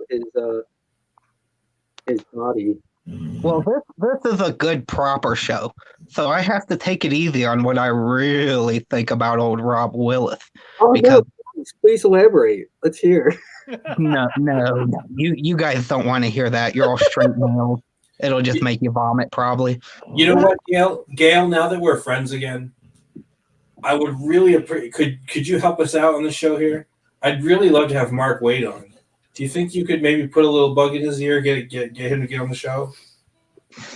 Well, I'll talk to Mark, but you guys know about Mark, right? Like how he is. Well, yeah. Yeah. You understand he's kind of a grade A asshole and very difficult to deal with. Well, I'm kind of the same way, and sometimes two butts just don't mix well. But I'll tell you, I will do my best. I will talk to Mark, and I'll say, hey, lay off Richard Meyer for a few minutes. Come over here and talk to Indy Dave. Make some new enemies. The other one's just getting old. And you and Cal and Dave and Swing, you guys can just have a slobber knocker, WWE style. Sounds like I'd be totally respectful to him if he showed up. Well, you shouldn't. He's a piece of garbage. But do whatever you like, brother. I'm not one to tell people what to do, except that I do tell people what to do all the time. Oh, you're a real piece of work, Gail. Yeah. Gail Well, it's Swan. true. Hey, Cal, I got a question for you. Not really comic book related, but it's still a good one. Shoot. You ever heard a pigeon scream? If I say no, are you going to tell me? Well, I was just going to tell you, I have. And how did that come about? Take a guess. I'm fat, I hurt small animals, and I eat things living. A, B, C, D, E, F, Gail eats critters while they're still alive, and she broke their legs, and they screamed. Bravo. Bravo, yeah. I've now heard about Pigeon Scream. Thank you. Well, when KFC runs out of chicken, seems to only be my local franchise. You have to start looking for other poultry hanging around the dirty streets. You just eat I can pigeons? imagine a walk through Central Park with you must be a nightmare. Well, yeah, I'll beat the pigeons to get that corn feed they throw down for them, and then I still eat the poor pigeon, even though I just took its food. You are awful. You know that?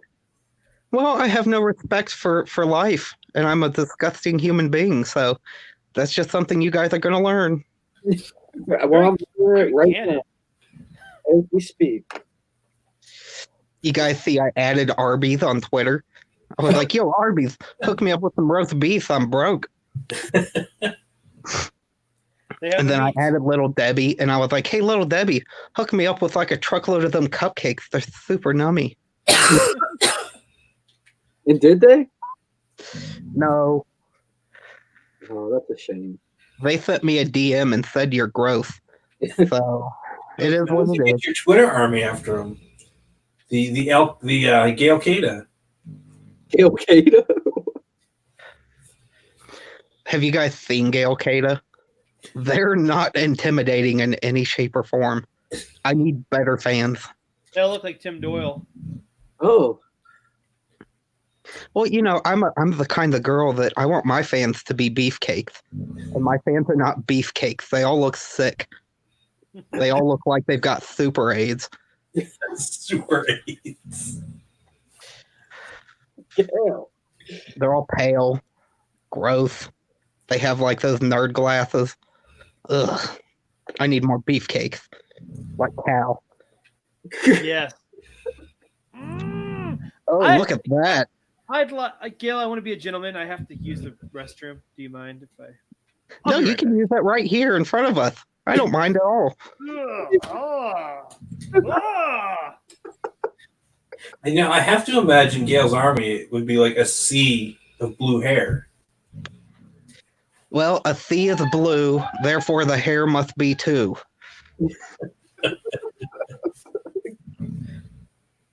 Gail's quick with it though. Always with the instant comebacks. I'm sharp like a butter knife, brother.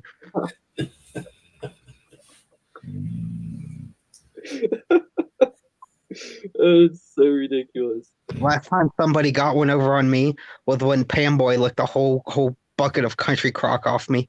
Oh, That's Pam Boy for you. He's an oddball. He kept saying something about RBCC, and I'm like, I don't even know what an acronym is.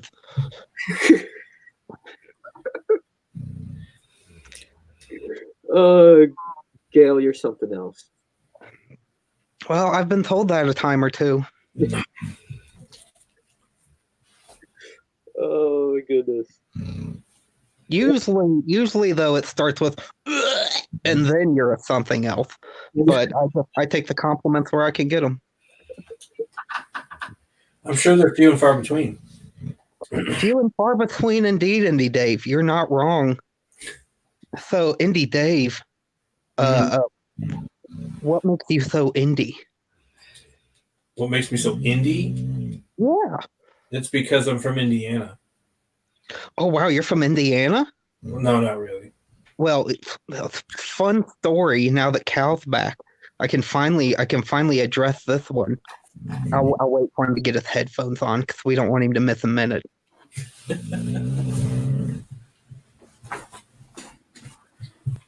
Oh, there's Cal Ripken Jr. He's back. All right, out throwing baseballs in the restroom. Okay.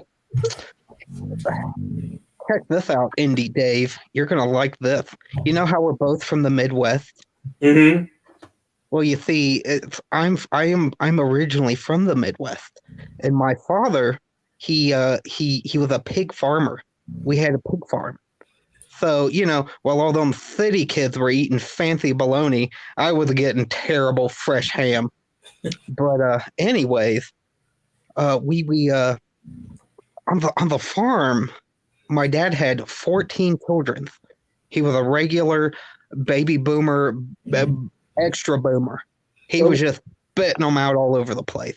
And he said, "Look, Gail, we've got too many dang kids in this house, but we've got a whole farm that we can put pigs on because we're pig farmers." So he said, "You shall live amongst the pigs, and the rest of the kids will get to live in the house." And I said, "Fair enough, Pops." And I had to eat from a trough. I put a pig in a headlock once. Indie Dave, can you believe it? I said, "Back off my chow." I totally believe it. Well, anyways, growing up, my father used to say, "Hey, Gail, Granddad didn't fight the Nazis, so you could be a damn ginger." And I miss my dad. Midwest stories, you guys know how it is. You're from the Midwest, you get it. Oh yeah. Absolutely. What? Although my dad didn't fight the Nazis. Well, my granddad did. Did your granddad fight him? My granddad? No, I think he had flat feet. He was stuck stationed in Texas. He Yeah. said, "Sorry, your feet's too flat on the bottom." See, my granddad, he fought him, but they were like, "You're too little. You're just too short." And he said, "By God, I'm not too short to slay a German." And it got him right through. They pushed him right to the front of the line, and he took out all of Berlin by himself. Oh, That's impressive. It is impressive. His name was General George Patton. what? He led the American forces all the way across Germany to beat those stupid Brits to Berlin, and he did it. And that's a family tradition. We hate the Brits. Well, my grandfather, on my mom's side, died in Auschwitz. Well, that's a way to bring the mood down. Thanks, Yeah. Dave. He fell out of the guard tower. Jesus Christ. Oh, Good Lord. serves him right. Dang, stream That's is tragic. taking a weird turn. Yeah, a little bit. You never know what's going to happen when Gail pops in. Well, my father also, he fought in Vietnam. They sent him over to the island hop around. He was at Laos, He was at Cambodia, and he was in Vietnam. Hmm. So he fought all the weird miniature people of the world. And all the proper pronunciations, might I add. Yep. He said it was hell. It was hell except for the log ride. But it's Vietnam was crazy, you guys.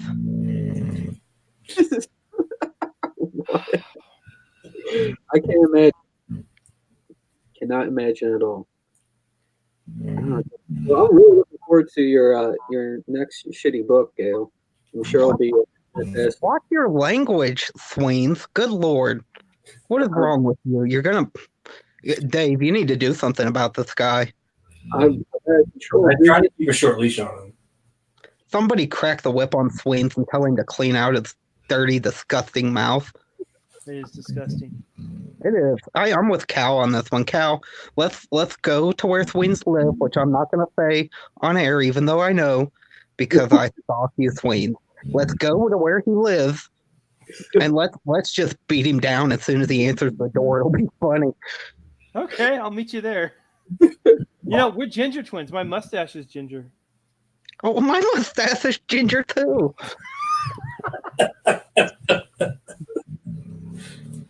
Oh, Gail. Woman, Gail. Some people ask me if the curtains match the drapes, and I say, I don't know. I haven't seen the drapes in like 32 years. God knows what's going on down there. Maybe you should stop eating buckets of fried chicken and margarine. I take that back right now, Sweens. I swear I will find you. That's worse than the curse words. I'm sorry. I didn't mean to hurt your feelings there, Gail. Don't eat chicken. Are you out of your GD mind? Sweens. Yeah, for the most part. Listen. If there's one thing me and Cal both know, is that when you go to church on Sunday in a hip-hopping Baptist church where everyone is just having a good old time hearing the word, there's one thing that distracts you, and it's all that fried chicken they got in the back. And you're just like, oh my God, I can't wait for that chicken. Blessed be the Lord for making chickens to fry. Oh, I don't know what church you're going to. They don't have chicken in my church. That would be sweet, though. Oh, Yeah. They do at mine. It's like a shack. And I love it because it's simple. It's like a shack. They never preach nonsense, only the good stuff. Occasionally the scary stuff, but we got to know that part too. Mm-hmm. And then we bash fried chicken like there's no tomorrow. Like Armageddon's going to be the next day. Wow. I'll have to check your church out next time I'm in your I would go to a lot more. I would go to church a lot more if there were fried chicken there. I was going to say it's the Baptist church, but there's about 30 of them around here, so you'd have a very difficult time figuring out which one I'm talking about. But just look for the shack. Yeah. We have a coffee bar, but there's no chicken involved, unfortunately. Oh, coffee bars. Those are no fun. They're a snooze fest. It's like the prayer house where nobody shows up. It's like, guys, we got to get to a shack filled with fried chicken. The word is so much more effective when God's word is put into your ear, and then fried chicken goes into your mouth about an hour and a half after service. So I what's don't know. I hate going to the Catholic church because they just give you those little quackers and not enough juice to wash it down. That's And true. I'm like, Yeah. what kind of mealtime is this? The Lord wants us to eat and be aplenty, not eat little crackers with no flavor. Just like give me a Cheez-It and some cherry Kool-Aid. You're messed up, Gail. You know that? Well, I mean, the blood of Christ, cherry Kool-Aid, I just feel like it makes just a tad more sense. But who am I to say? Good God. Huh. Now I kind of wish I just ran to the store and got some drinks. It would help. You're really missing out, Sweens. Yeah, I'm sitting here grilling right now. Hey guys, I'll be right back. Don't get all carried away without me now. Oh, I don't think we will.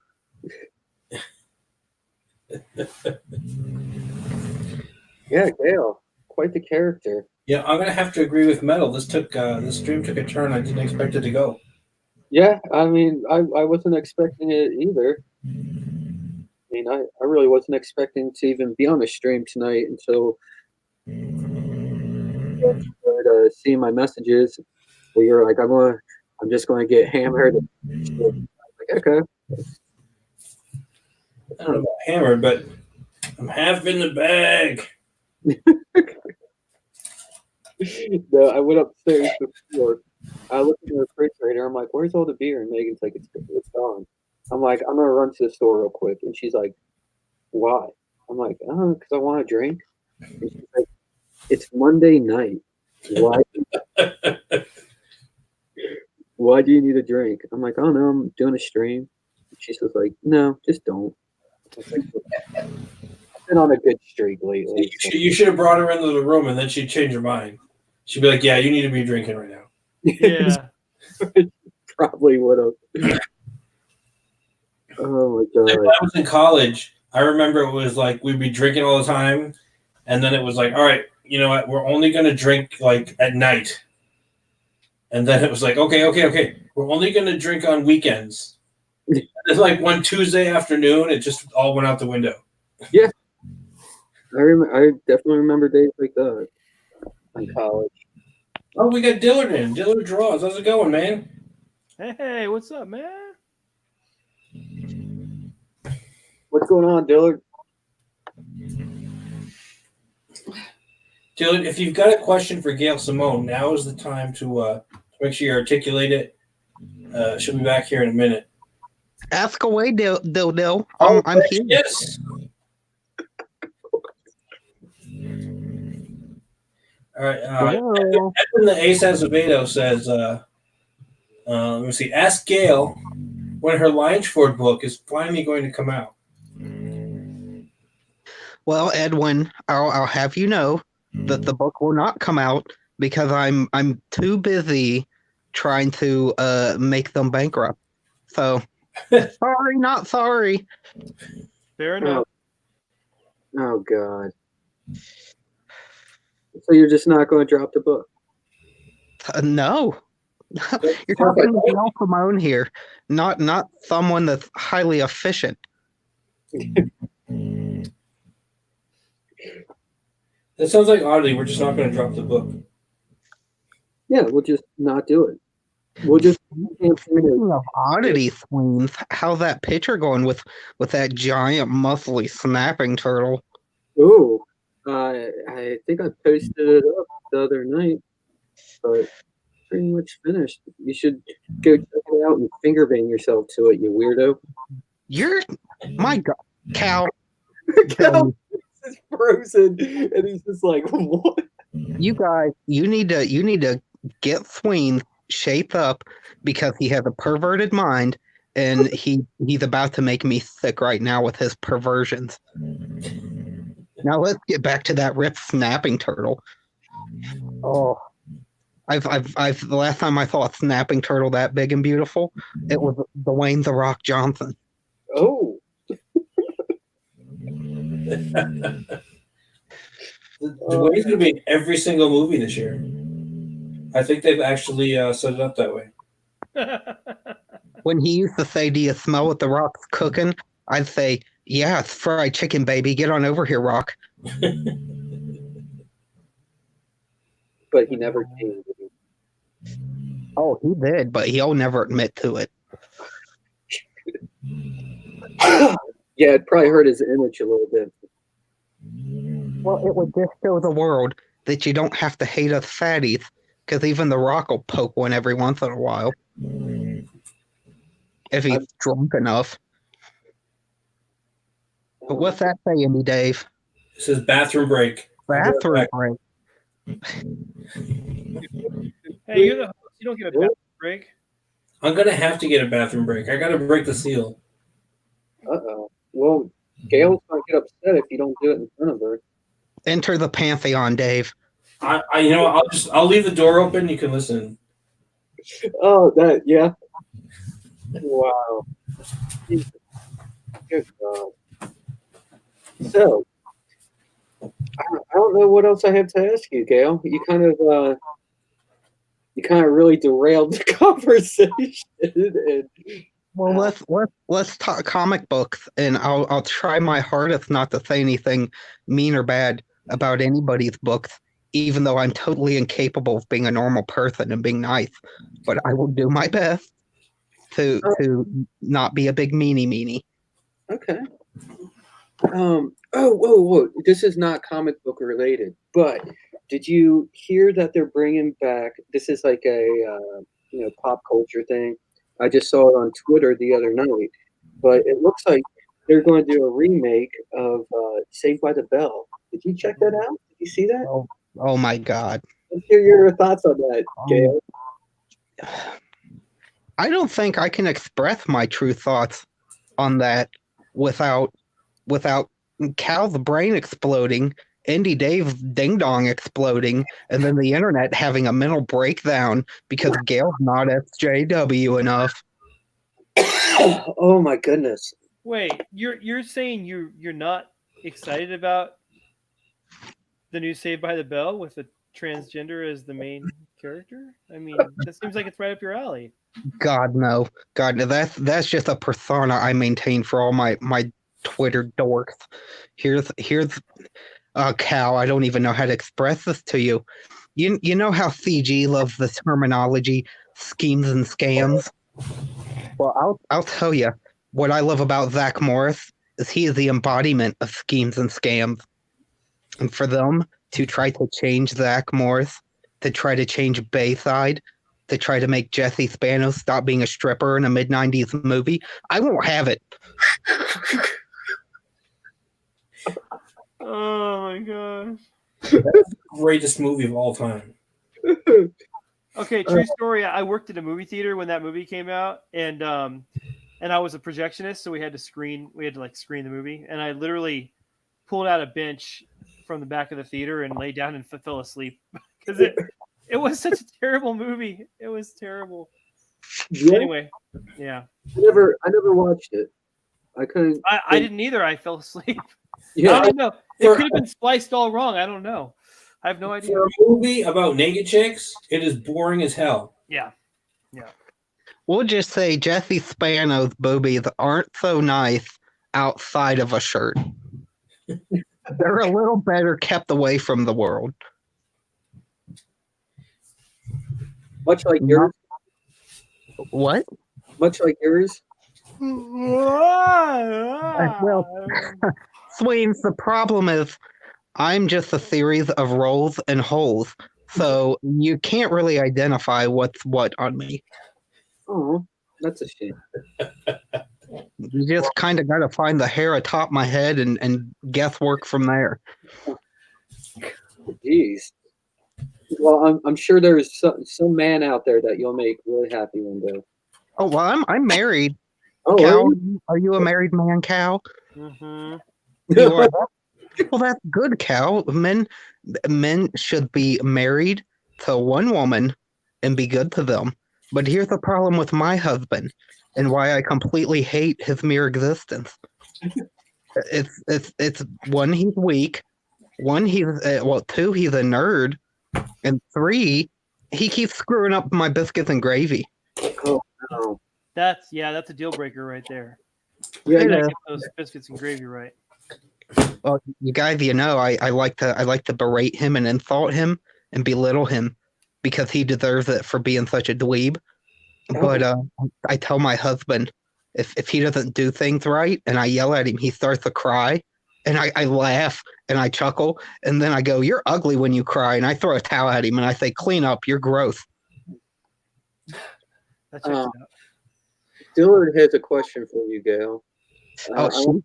your opinion of the epic Canadian Shield campaign by Rick Piper across comics. Say that again. I didn't catch any of that. Dave, put it up on the stream. There we go. Dillard's question. There you go. I want to know Gail's opinion of the epic Canadian Shield campaign by Rick Piper of Cross Comics. Well, I'll tell you what I think. I think it's the best thing since butter and bread met each other. Oh, okay. That's pretty high praise. Dillard also would like to know if you think he's sexy. He says his hands are covered in chicken grease and broccoli butter right now. His phone screen is constantly falling in the toilet. He sounds does that mean? good to me. It's just Tell the advice column. Tell that big boy to slide into my DMs. Married. Oh man. You're married, Gail. You can't mess around on your dweeby husband. Well, I'll do whatever I want on my dweeby husband because he won't tell me not to. Because he knows I'll smack him. Tell him to shut up. So you're married to a cuck? Is that what's up? Yeah, pretty much. It is what it is, Sweens. Yeah, sounds like it. Oh my God. Sometimes you meet a man in life that you just know you can dominate and get your way with, and he'll do whatever you say, and you got to jump on him while they're there. Sometimes you just need a guy that'll make sure that you have enough cat food in the house. Well, sorta. You see, we used to have cats. Used to. No. Did you eat your cat? No, Kale, no. You Don't ate- say it. Cal, I got a question for you there, buddy. Have you ever passed a cat skull? Oh, It's kind of like pigeon screaming. Guess who has? I don't believe all those words have ever been put together in a sentence before. There's a first time for everything. Oh, man. When it comes to passing cat skulls, I would say it's about the fifth time for everything, but to each his own.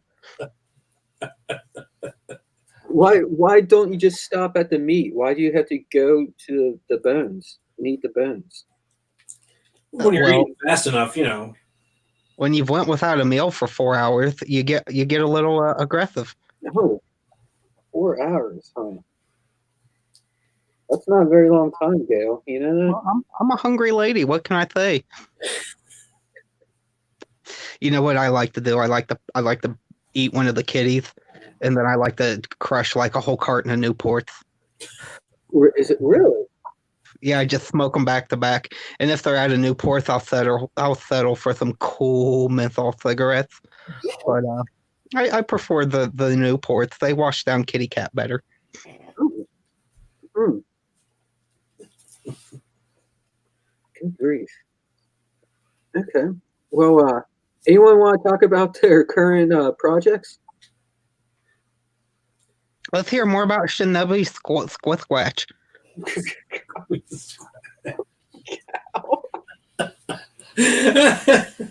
I tried to talk to Evan earlier. I was like, "Listen, Evan," and about Cyberdog, and he just wouldn't have it. He Really? was like, "Nope, I know it's amazing, and I'm not going to let you talk about it." Oh, well, that's, So that's at least Cal's nice. He'll let me talk about Shinobi. Yeah, pitch it. Throw it out there. What do you think of Shinobi Sasquatch, Gail Simone? Well, I think it's a totally rad comic book. It looks mega gnar, and there's that big rip Sasquatch in it, Yum Yum, and I just cannot wait to see that Sasquatch pop some heads like grapes, because I hate grapes because they're a vegetable. So the more heads he pops, the more it makes me happy because I hate vegetables. You guys see how it all links together? It all ties together. This is like an Oliver Stone movie.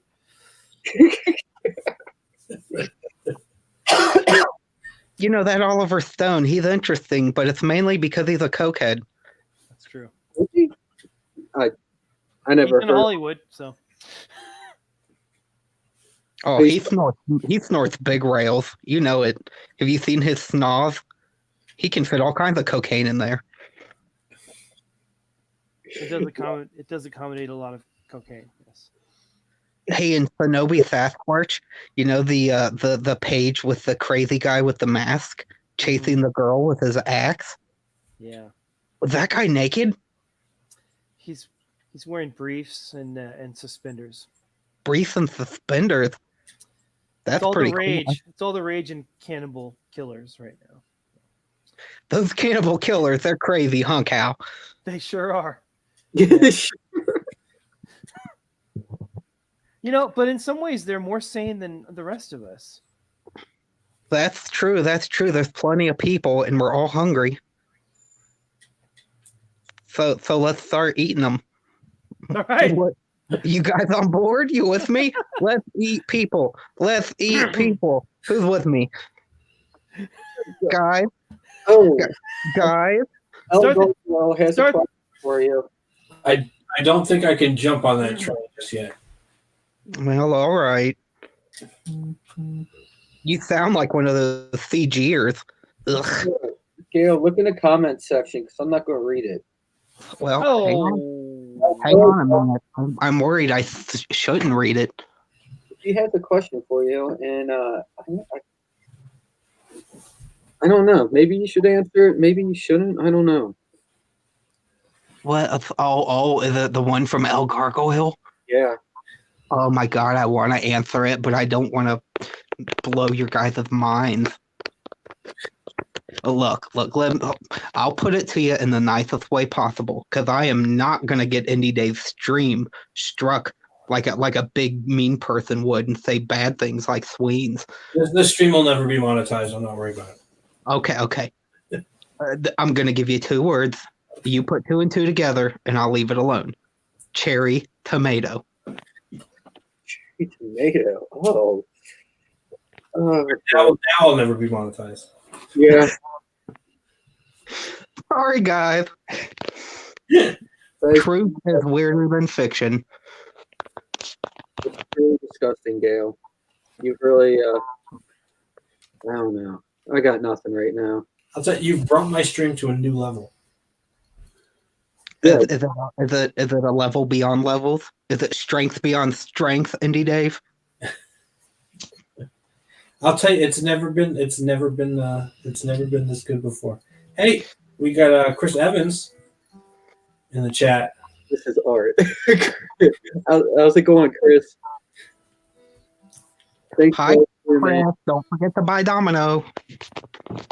And just a note, we got the medal in here. We always have almost always have the medal in here. And you need to be like the medal and like and subscribe every single time. Yeah. So make sure you're liking and subscribing to the channel. If you like the content, hit the thumbs up. If you don't like the content, hit the like button. Well, step 1's already gone wrong because I'm here. So you're on a downward trajectory from this point onward, Indie Dave. This channel has been going downhill since I started it. It was at its highest point before it started. But What's great about this channel is since it's the worst channel on Comicsgate, then there's nowhere else to go. I don't have to worry about making it any better. Well, thank God the Colonel never had that attitude. Or I'd have to settle for Lee's chicken. Ugh. what about Popeyes? Don't you like Popeyes chicken? Yeah, why don't you tell us a little bit about have you had one of them Popeyes chicken sandwiches? Yeah, I've had them. They're okay. Well, look, you guys, you got to understand. I like bones in my chicken. I like to suck the marrow out. I really, really like chicken. And I ain't settling for no piece of Kraft sandwich with no bones in the middle. Yeah, the sandwich would be raised a level if they just put like a pile of bones on the chicken. Well, everybody told me don't go down to Popeyes, you'll get shot. And I said, look at me, I'm impervious. So I wasn't worried. I really doubt any bullets going to penetrate your girth. They just bounce right off. Or they You think Kenobi Sasquatch is tough. You ain't seen Gail Samo block bullets. Oh my god. Oh, geez. Yeah, I definitely could use a drink about now, Gail. Well, drink up there, Sweens. I can't. Oh, I'm sorry. You got to tell your wife, go get me some booze, woman. You say, listen here, woman. Get me a beer. I need some Natty Light pronto. Back in high school. Get me a 24 pack. I want to get a real good headache going. Yeah, right. Yeah, so did you retire the Cactus Cup cow? It used to be your thing, right? Yeah, it's not retired. It's on the bench. Oh. This one, my son got this for me in San Diego. Mm-hmm. Can you see the San Diego, or is it? It's all washed out, but it says San Diego on it. It looks like a gangster tattoo, and then you got the Dia de los Muertos skull. So yeah, I'm going with this for now. That's a sweet one. That mug is spooky. You know what? Yeah, it is. We got a question in the chat, and you know what? I really think it's an amazing idea. Chris Evans asked, when are we going to see a collab with Gail and Sweens? Huh. I don't know if I ever want to collab on anything with Gail. Why? She is a top tier comic book artist, Sweens. Is it because you? Oh, I'm sorry, writer. Is it because you hate women? It has to be. It has to be. I definitely hate female comedians. Girls aren't even funny. Not many of them. But yeah, no, I don't think I'd ever work with her. She's disgusting and kind of creeps me out. Oh, I know. Sweens, you're so mean. I am. You're such a meanie. I'm just a misogynist piece of shit, you know. You must hate women and men who look like women and women who look like men. I'm not gonna lie, I do hate them. I'm not a fan of them at all. But 7 of 9 asked me, what's the name of the little tree sprite with the connection with Shinobi Sasquatch? It's called a Kodama. Kodama. Yeah, that thing's sweet. The little dude that like helps him out, whatever, his little sidekick.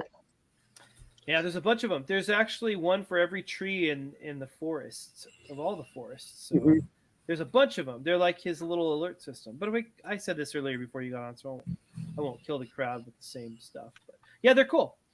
Japanese folklore. I really thought they were called Keeblers. Yeah, they're like the Keebler elves, but cooler. Kodama. Kodama. Cal, I want to see a crossover between your tree sprites and that little dweeby elf in Berserk. What's his name? Plunk? Yeah. Let's have them fight it out. What's Berserk? Should I know this? What's Berserk? Cal, good lord, you're going to make my friggin' skull explode. What is Berserk? Berserk is the greatest manga / comic book ever known to the planet of Earth, in dirt and trees, and I hate vegetables, even grass. You've got to read Berserk. I'm not even kidding right now.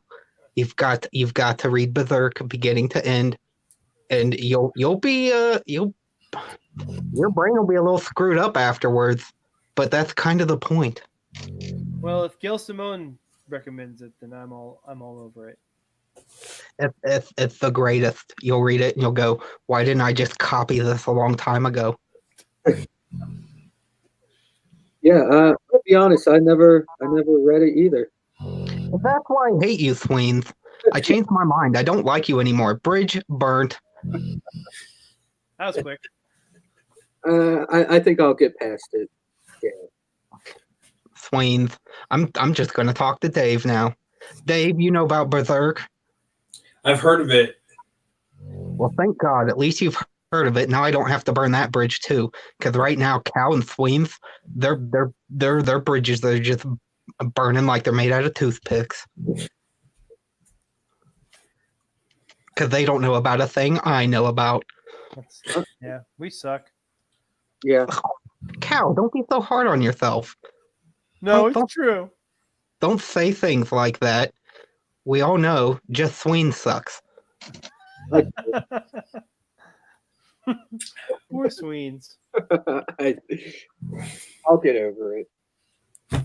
Sween's is a big boy. He can handle it. Well, he's a boy.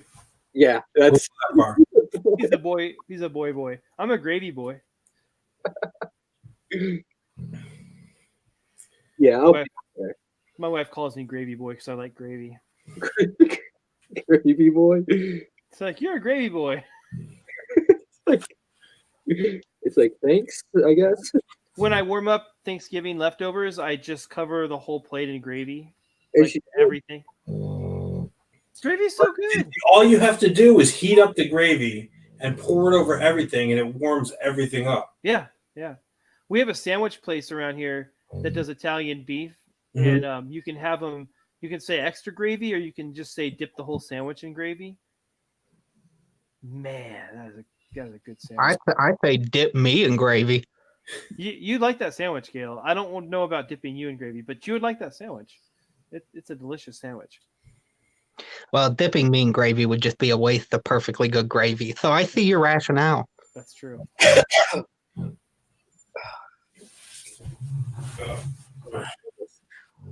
Yeah, All right, guys. Well, I gotta go hit up KFC before they close one more time today.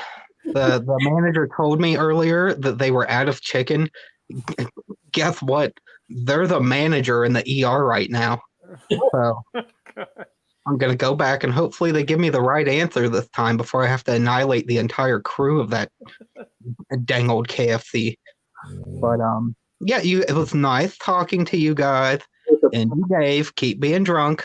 Cal, you keep calling around. You Of do your course. thing there, brother. I will. Yeah, make sure that Sasquatch stays nice and ripped. Oh, And yeah. Sweens, Uh-huh. I got nothing to say to you. that's okay. Gail, I I want to just- thank you for coming on. We really appreciate you having you. Oh, well, anytime. You just shoot me a message. You slide in those DMs, coax me with a few pictures of KFC, and I'll follow the smell. Well, it was something else. Gail. It was an honor. You're a legend. Well, Cal, that bridge just got rebuilt again. What do you know? A little smoothing goes a long way with Gail Simoon. Namaste, Gail. All right. Well, you boys be good and don't go getting in any trouble tonight. You got me? Don't tell me what to do. Well, you sound just like a Saved by the Bell character. Oh yeah. Now, actually, you sound like that little girl from Full House when she dad DJ. She's like, "I hate you, Dad," and then she runs off, and Bob Saget's like, "Well, I hate you too." Interesting dynamic, having kids and stuff. Uh-huh. Definitely. All right, bye, guys.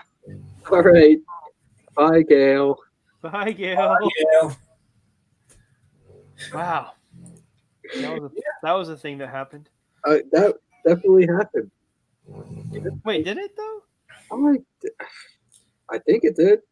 I had Gail Simone on my show. I can't even believe it. I did drink the whole skull, so there's a chance that I hallucinated and you guys joined me. in the hallucination. This bottle was brand new when Yeah, there you go. I bought it today. That's the explanation. You mix my drink and your drink, even over the internet, and then Sweens is magically joined in. He's pulled into the hallucination. Would be the first time. Yeah, maybe I should tag Gail in this and thank her. Gail, thank her for coming on the show. Yeah, that's kind of a miss. She must be. She's got to be in one of the DM groups. She has to be. I mean, Invite to DM groups, and she just showed up. I think she's a hacker. that's so bizarre. She's like Mr. Robot.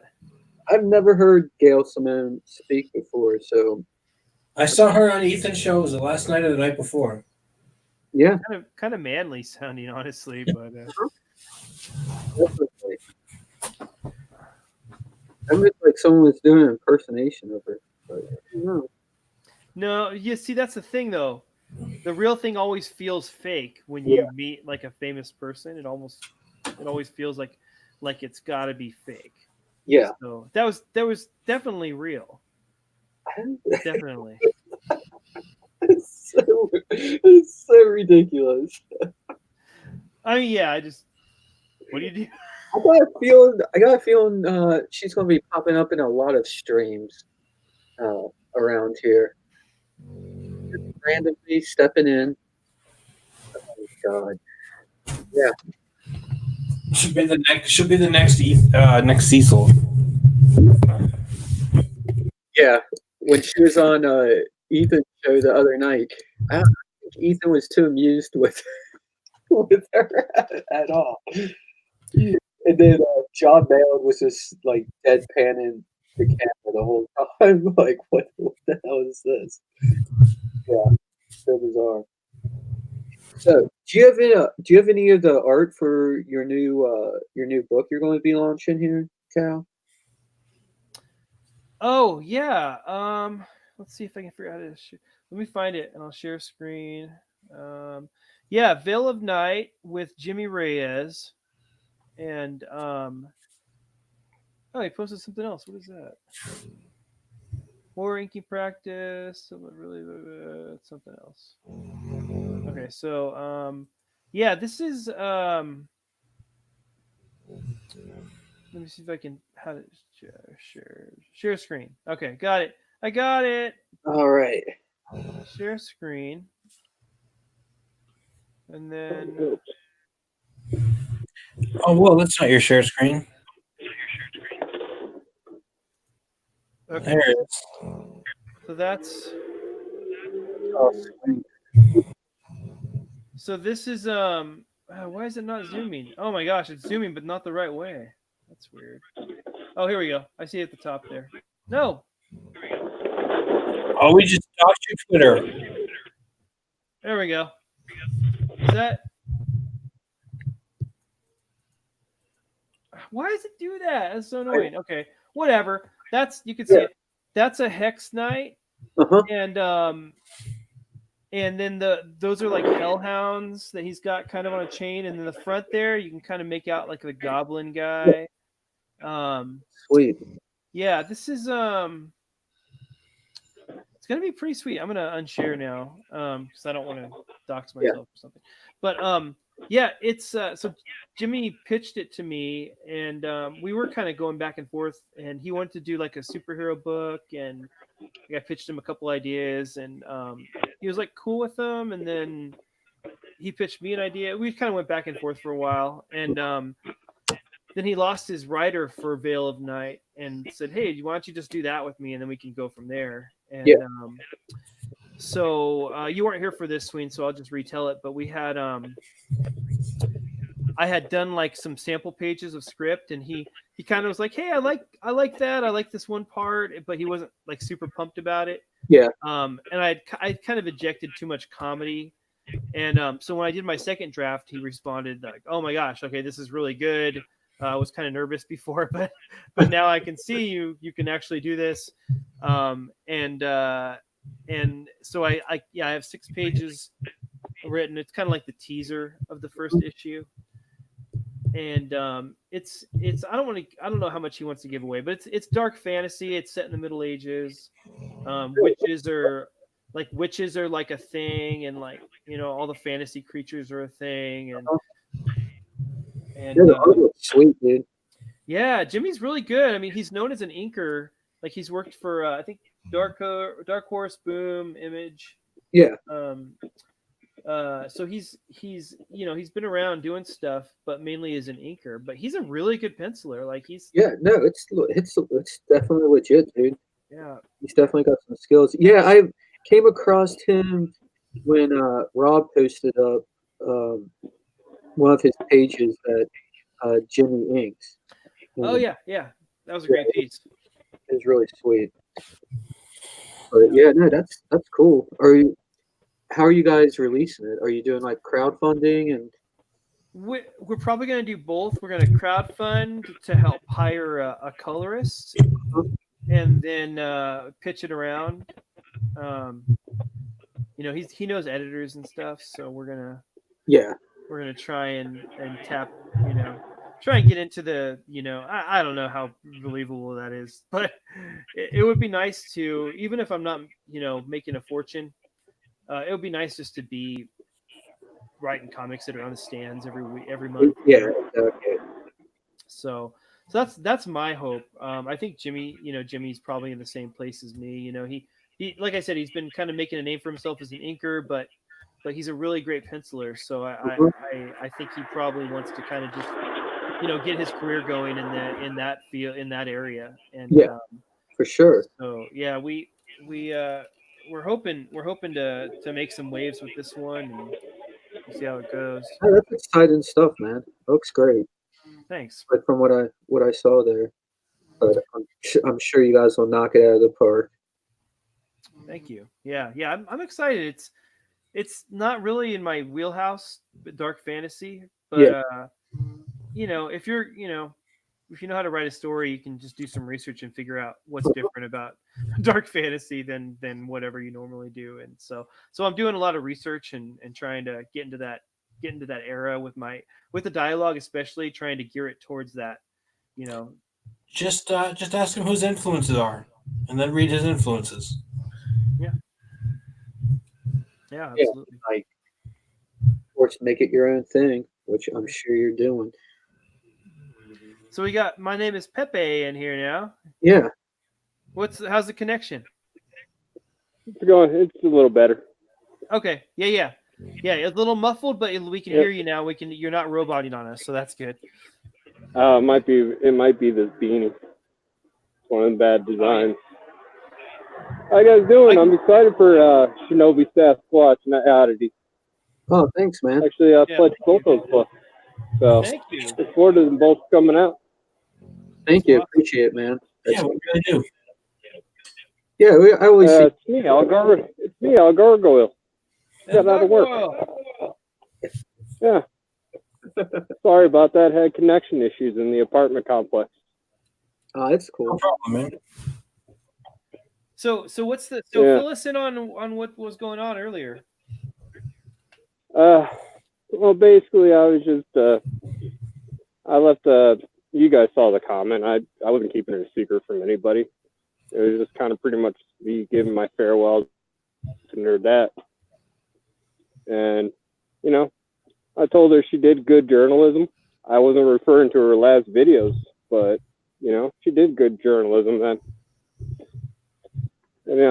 Pretty much farewell. But between Mandy and them, we pretty much got everything squared away. Yeah. It really wasn't that big of a deal.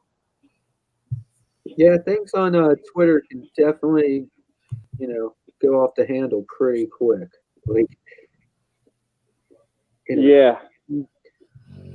There's a lot of things that are missed in context and stuff when you're not communicating in person. Yeah. People lose their shit over nothing. Well, yeah. There's an idea that you can't like certain people. you know? Not saying everyone feels that way, but some people feel that way, and you're gonna feel the brunt of that if you like the wrong person. No, I think Mandy just thought when that whole section where she was talking about she used her photographs and going, well, if everybody's gonna call me a thought, what about her? And I did say she I did say she made a couple good points about being called that, but I'm not going to be involved in that completely. Right. I don't know. Well, I like Mandy, and I've always liked Nerdette too. So it kind of bugs me when stuff like this happens. Yeah, Mandy's worked hard for where she's got, so I can't disregard her about that. And Nerdette, she does her journalism. You know, what I know Nerdette for is she's just a voice in the face. Yeah. I mean, Yeah, this is a hustle, you know. Like you got to use everything you can to get to where you want to be, and I can't disrespect anyone for that. And you know, I was on Mandy's show like 2 weeks ago, and it's an awesome time. And you know, at the same time, I've pretty much always liked anything, you know, Nerdette's done that I've listened to. So I don't know. It's a bummer. It's just a bummer to see people you like, you know, clashing. Of course, yeah. Yeah, it's an unfortunate falling out, but I guess all you could do is just hope for the best. Yeah. It's like I was saying before, you can't keep a scorecard. Who am I supposed to like today? Who am I not supposed to like? Oh, this person had a problem with this person. I'm not allowed to like them anymore. And I mean, you can only deal with people on a one-on-one basis. Yeah. I mean, you could hear all this other stuff, and you could say, okay, I don't agree with this other person said, but I mean, it's not really, you know, it's not really about me. Mm-hmm. I can understand how you have a problem with so and so because of this, but that's not really, you know, something that affects me. And I'm friends with both of you, and I hope you work it out. That's about the best you can do for most things. Yeah. Yeah. Well, and the video really did not pertain to Mandy either. Yeah. You know, Nerdette only used Mandy as an example. Be it, you know, they should have done something personally and talked it out before she put out that video. You know, with her pictures or something. Right. I don't know. Yeah. I don't know. That's why I made my post, and I did 2 separate posts kind of explaining myself because I knew somehow it was going to blow out of proportion. There's nothing you can do about it. Everything blows out of proportion. Yeah. It's just who Exactly. sees it. Yeah, I'll tweet All you gotta something do I think is I'll tweet something I think is going to be just totally universally like everyone can accept this. It seems like common sense. And then I'll get people commenting like, "What's up, you cuck?" It's like, what are you talking about? I thought this is a common ground area, but there are some people that, I mean, you just gotta face it. Some people just want to fight. They want to find something wrong and pick on you about it, you know. And those people, for me, I've eliminated them through blocking because I just don't have patience. I don't have time for that. I have a family life. I have my normal job, and I have the comic books. I have other stuff. Like, I don't have time to sit and argue on Twitter. You know, it's ridiculous. Funny part, the worst argument I've ever had was last year with a particular cosplayer who was part of Kickvic. You guys know really? what I'm talking about. Yeah. Oh, yeah. I made a joke about her because she went out posting these things calling herself a thought. No. And I'm like, and prior to that, she was posting videos and making parodies how Fansverse would think it's okay to grope her the way she dresses. So I'm like, well, you shouldn't label yourself as a thought. You don't want people to treat you like a thought. Right. You know, that's just a public thing. And then, of course, all her cronies come after me saying I called her a hoe. And I'm like, I didn't call her a hoe. She called herself a hoe. Right. That was probably the worst I've ever dealt. That was probably the worst I've ever dealt with. This was nothing. Like I said, within like a few hours, it was over. Oh man, it was like last week or something. There was a guy around here named Jared Whiskey. Like, he's always been real cool to me and all that stuff. And, yeah, as far as I know, he's a nice guy and everything. Last week, I saw him get attacked, and I'm not saying like a little bit. On one of his tweets, there was like 4,000 like responses and stuff, like all together, like likes, dislikes, comments, and everything. And then like there was like an article written on what's that dude's name? George Takei, whatever the Asian dude from Star Trek. Like he's got Oh a yeah. blog online, and they did an article on Sierra whiskey. Whoa. Yeah, and then it got retweeted, and it had like 40,000 likes. Oh my gosh. Yeah. Oh, wow. I think he got banned for a while. Oh my gosh. It's all or something. But yeah, he got attacked hard, dude. I couldn't believe it. I was like, "You hit the big times, kid." Yeah. Yeah, so ridiculous. But yeah, they're always looking for Oh, yeah. something to. Well, Oh, there was a new theory. What was it? You seen that? This really fat black woman. She's complaining that people who stay in shape are racist. That being healthy is racist yeah, and oppressive. yeah. It's like you're going to die because you're It's forced like down. personal.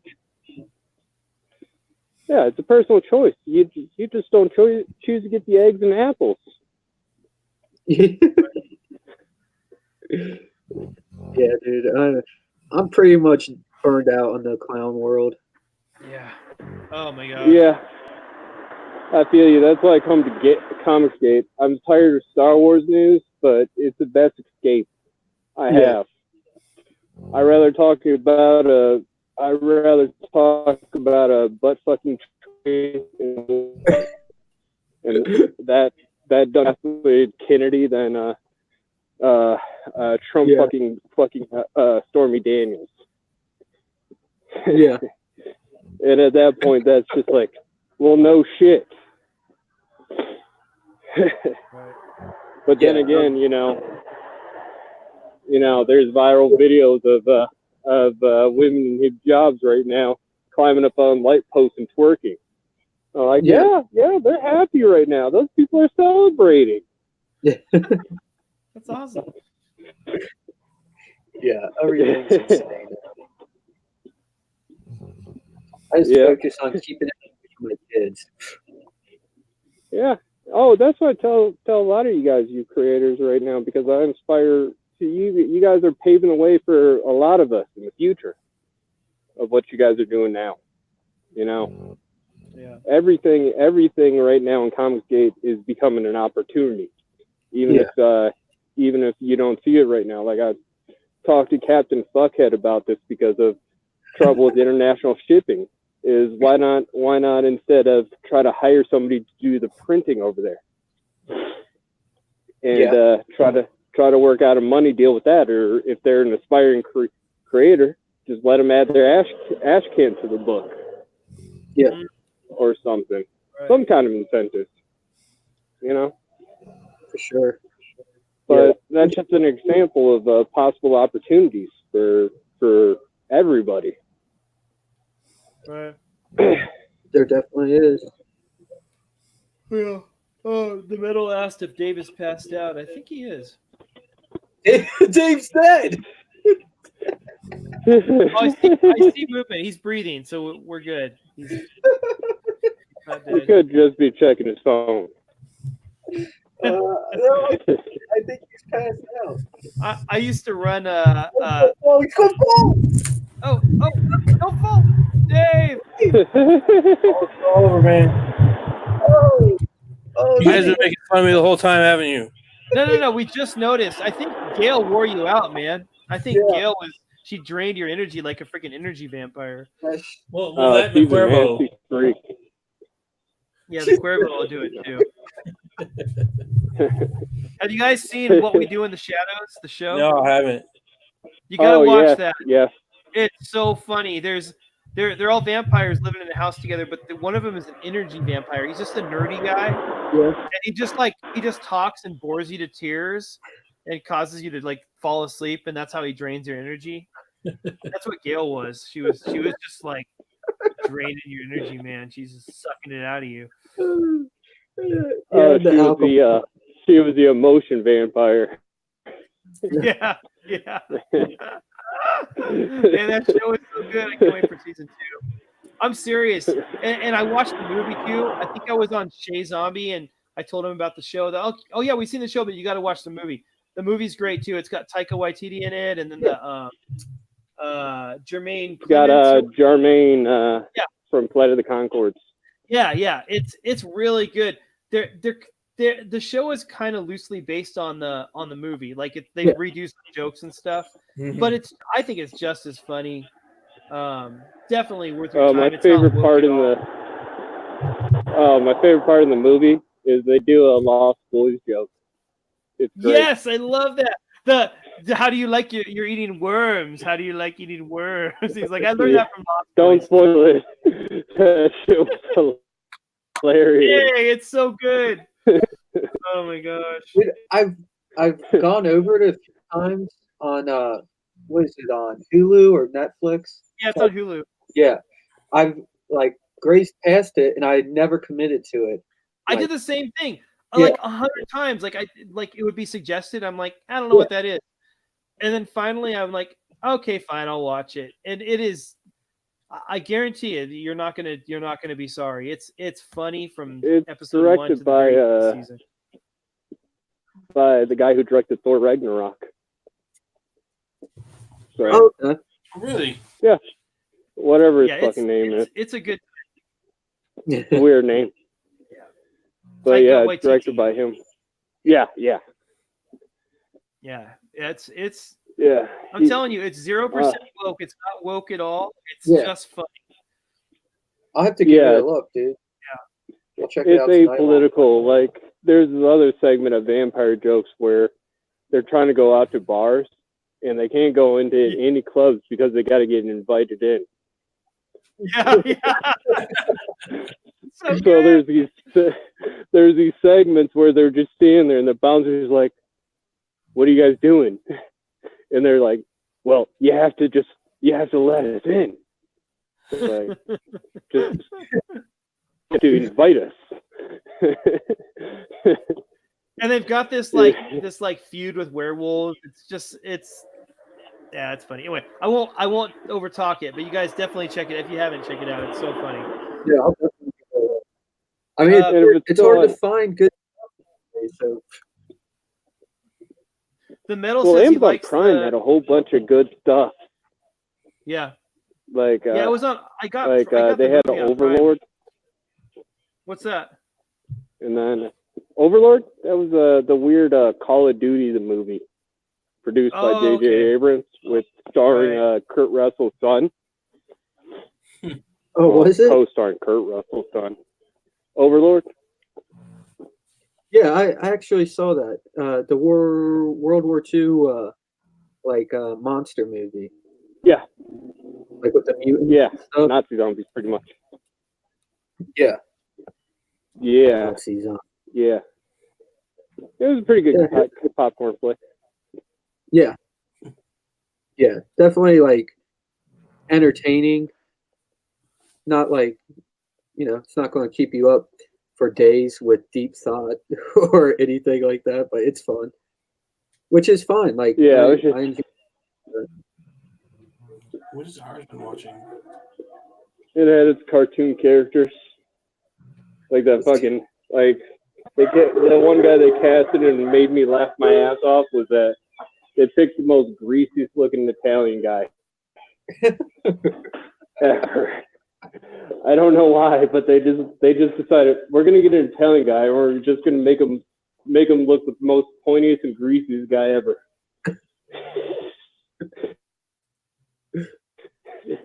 Is Dave still alive? I am still alive. Dave is still kicking. I am That's good. for a little while. Yeah.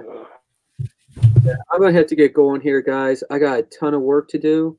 I've been working the whole time, but I need to focus on this stuff and knock these pages out. Well, we've been going on.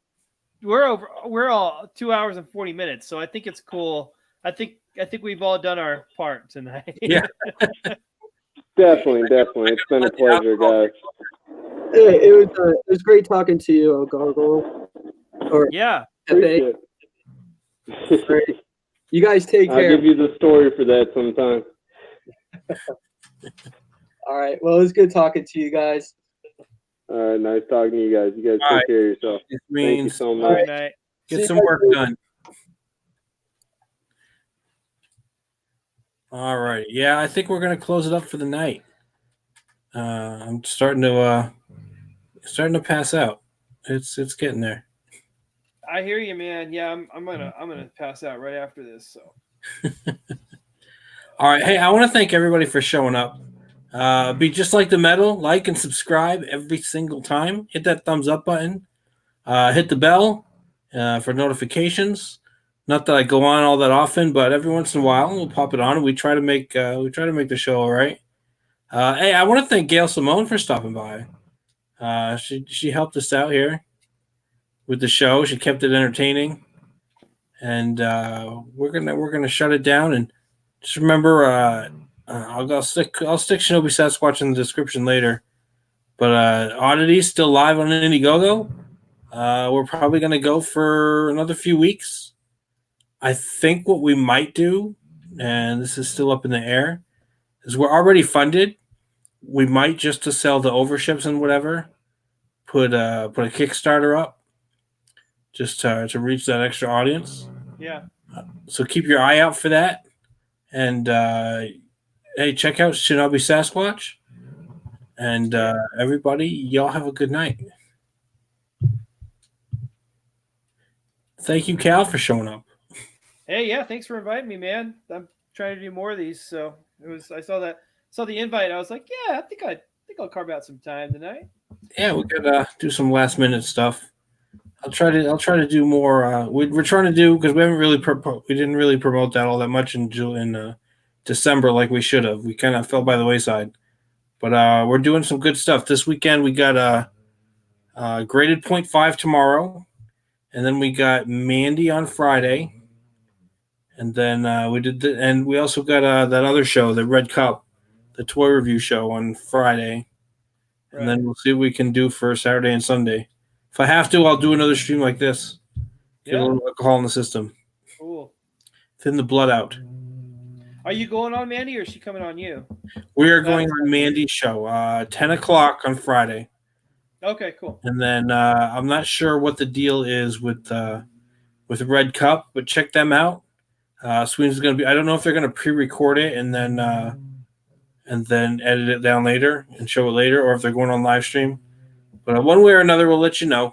If you've already backed, we're going to go ahead and put that update in the updates for Oddity, and otherwise we'll stick it out on Twitter. So keep your eye out for it. And geez, I'm gonna. I'm bare. I've been losing. I want to apologize. I was losing it the last probably 20 minutes that we were on the show. Oh my God, Narwhal's here. How long is Narwhal? I just got here. Narwhal, just got here. How's it going, guys? Cal, what's up? Indy Dave, what's up? what's up, man? 2 Cannot hours end the and show. 40 minutes in, and here you are. I know it sounded like you're kind of wrapping up, and your eyes are kind of closed, like you're kind of drunk. Maybe did you mention my eyes are always like this? It's just when I'm drunk, it looks more like it. Oh, okay, gotcha. Yeah, how you guys doing? Pretty good. Yeah, we were gonna wrap up. I can't wrap up now that Narwhal's here. Yeah, I mean, I'm going to bed soon too, but maybe we could chill for like 5 to 10 minutes. Yeah, absolutely. What are you working on right now, Narwhal? Yeah. Tell us. Go ahead. I just got back from the deli, so and then I'm in the process of fulfilling Earthbound, so it's like I don't know. I've kind of had a weird schedule where I've been packing books at night, and then I was like, do I just stay up or do I try and catch a 1 REM cycle before the stupid deli shift? Or I could maybe call in sick at the deli even because I don't care that much. I was like, nah, I'll do it. And I went to sleep and I got 1 REM cycle, but I woke up in pain, so I was like, oh, I want to sleep more. But so then I worked all day and then come back and I'm like, I'm not like that tired now, but I think as soon as I lay down, I think I'll fall asleep instantly. Oh, I'm going to pass out as soon as my head touches the pillow. Yeah, me too. Yeah. You missed Gail Simone, dude. Gail Simone was here. Oh, nice. With her presence. Yeah, she's one of my favorites. It was glorious. I mean, I like to bask in the shadow of her gut. oh man, it was entertaining to say the least. Yeah. Nice. What are you guys up to? Well, we were talking about our projects. We were talking about the hashtag I started that I can't remember. CG my way. Oh yeah, yeah. I think I saw that tweet. I like that. Was Yeah. that? Yeah, you said you can be CG and like Doug T. You can be CG and blah blah blah. I was like, I like that.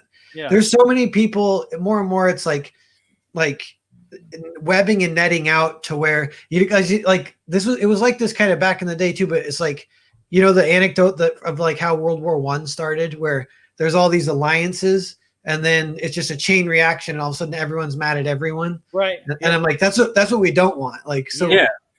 So the number one rule is like no guilt by association. So everyone just like who you want, and that's it. And then we should be fine. But yeah. Yeah, exactly. Uh-huh. I can't. If we're trying to sell a book, I can't keep a scorecard on who everybody liked.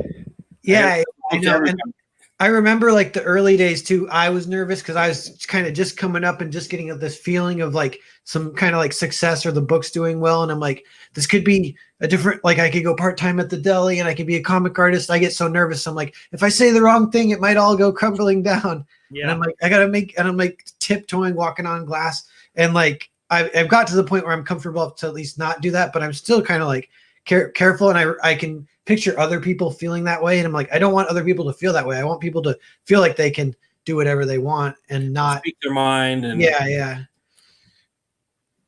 People only can have power over you if you let them have power over you. Yeah. I mean, you're gonna no matter what you say, you're gonna piss somebody off. Right. So, you know, you might as well just say it. To an extent, I guess. But yeah. It's like a balance because sometimes I keep my mouth shut, I guess, and that's like strategic, and it doesn't feel that bad because I guess there's free speech and like the idea of like the anti-free speech thing I really don't like is when people say you have freedom of speech, but you don't have freedom of consequences or some freedom from consequences. Yeah. And I'm like, all that is just like scare tactics to one step away from stopping free speech is like just threatening consequences. And I'm like, I get that there's like a chain reaction kind of thing, but actions have consequences. I get that, but like using it as a threat, I don't really like that. I like the idea of like we're gonna let people say what they want to say, and we're not gonna besmirch them. We're not gonna gang up on them. Shit on for it. Yeah. Right. But it does move faster and faster too. I'm wondering, like, there's like these like, the drama du jour kind of thing. Like, what is it today? And it's kind of going through the cycle. And I don't know, only recently I kind of thought of it that way. And I was like, is it really just like rotating through? And like, I don't know if I might care less if that's really what's happening. Right. Yeah. And it seems like it is that way. There's always like one specific thing that everyone's harping on. And I've just been trying to ignore it lately. Like I don't look at my timeline as much. And I just kind of like, I look at the ats, the DMs, but yeah. I don't know. It's hard to get away from it. I know it's weird. Like, I mean, it is kind of decent advice. What Zach said is to get off Twitter, but that's a little bit of a point of privilege for him because he's so big, he can afford to do that. But yeah, it's like down in the muck on Twitter, like navigating the various alliances and stuff. And yeah, I mean, ultimately, nobody has to be on Twitter, but if you're trying to, it's kind of a big avenue, especially if you're trying to sell something, your book or whatever. It's kind of a big avenue, and you can't just say, "Oh, I'm just going to." I mean, for some you can. His YouTube is big enough. He's got enough popularity. I'm not putting the guy down. I'm not putting anybody down. But everybody's situation is different. Yeah. You can't compare what we got going on to what John Malin might tell me. Hey, don't go on Kickstarter. It's no good for you. But he's in a different situation. He's got how many thousands of backers? Yeah, I'm really curious about that. That's one I kind of want to try myself, and I'm kind of resisting. But it's like you could learn that lesson the hard way. It'd still be an okay lesson to learn. Like I kind of want to see for myself if it works. Because what if it does? But Well, what we're thinking about doing, what we're considering doing, we're already funded. The book's already funded. The printing costs are already covered. All that stuff. We're thinking about, all right, once we end the campaign on Indiegogo, we're gonna do overprints. So we might as well try to sell them. So you get funded on Indiegogo, and then you sell your extras on Kickstarter. And that seems like, what's the worst that'll happen if we don't do it? Well, we're already funded. right. Yeah. That's a good idea. Yeah, Yeah. we're doing something similar. We're gonna launch Kickstarter towards the end, like once we're like finishing page, like the book's almost done. So we won't have it completely done yet, but I want to like have a really, really solid idea. Like I know we're definitely shipping on this date, and then we'll start a Kickstarter then. And just, we don't expect it to go for long, but like I've been reading a lot about it, and they say that there's a wholly different audience on Kickstarter. Like you're basically like robbing yourself of dollars and backers by not trying both platforms. Well, Sweens was mentioning before, we've kind of, I mean, we're going to continue to do the rounds, but we've kind of done the rounds. Yeah. And I mean, all the Comicsgate people, I mean, for the most part, they know who we are. And I'm not going to say, oh, they did not back our book, but what I'm saying is, we've made the rounds. Everybody that seems interested in the book, and obviously not everyone has seen it, but all the big names have seen it. It's like, all right, now we have to make sure that more people see it. Yeah. It's great if you, on the consumer level, if all you want to be is, hey, I'm only Comicsgate, it's your money. That's great. I got no problem with that. That you should spend your money how you want. If Comicsgate in your mind is like, all right, that's the end all be all, or that's how I want to spend. No problem with that. That should be your standard. If that's how your standard is. As a creator, somebody's trying to sell something, I can't rely on that small group, even if it's thousands of people. If you're only getting so much of the audience, you gotta find outside of that audience. Right? Yeah, it'd be worth talking to Gilbert Dietrich. I don't know how to pronounce his last name. He did Grom. You guys know that? Yeah. He does both. He might do both simultaneously even. Yeah. And I think it I mean, he'll get like an extra 5K from Kickstarter or something. Yeah. I mean, that's not nothing. No, it's not at all. Yeah. I think it's totally worth it. And the only reason not to do it is because some people are going to be like, hey, we said you shouldn't do that. Yeah. Yeah. I know the argument that like Malin would say is he would say because like he said, well, the 5K you get on Kickstarter, if you make it exclusive to Indiegogo, that those sales would just move to Indiegogo, but that's not. Yeah, we don't know exactly how true that is really. I mean, I'm sure you guys know this if you're looking at your analytics, but like a really, really large percentage of our backers was directly through Indiegogo. Yeah, I'm not talking people who searched. I'm talking like backers is actually from Indiegogo. Yeah, like the Explore feature. I'm not talking people who searched, but just Explore is like 30% or something. And if that's the case, you get that on Kickstarter too. If you can get a good launch and you get in that, in the top of whatever their Explore is, that's what did it for us. Is that we did like $6,000 on day one, and that popped us into that number one spot on Indiegogo Explore. Yeah, and so that got us a lot of exposure for a long time. We were in the top 3 for a long time, and if we can do something similar on Kickstarter, even if we're only in the top 10 or something, that's still, like you said, an extra 5K, an extra 6, 7, 8K, something like that. Why not do that? I mean, it feels like you're shooting yourself in the foot for not doing that. What's nice is, like I said, we're funded as far as shipping, we're funded as far as printing. What's nice is you can say, okay, and you can set your price low, or at least you can set your goal low. Yeah. And I don't know how their trending thing works, if it works similar to Indiegogo. Yeah, I don't know. But once you can set your goal low, and once your goal is met, if all of a sudden, it keeps going, if it's anything like Indiegogo, honestly, I don't know how Kickstarter works. If it's anything like Indiegogo and you get on the trending page, that's another big boost. Yeah. Yeah.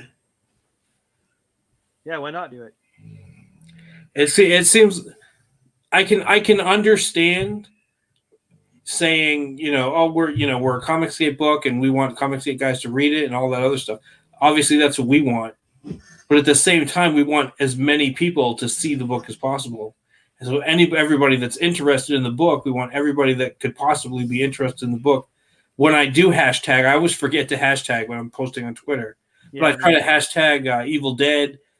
I try to hashtag, or at least I add Svengoolie, and I add what's his name from the guy from Evil Dead, Bruce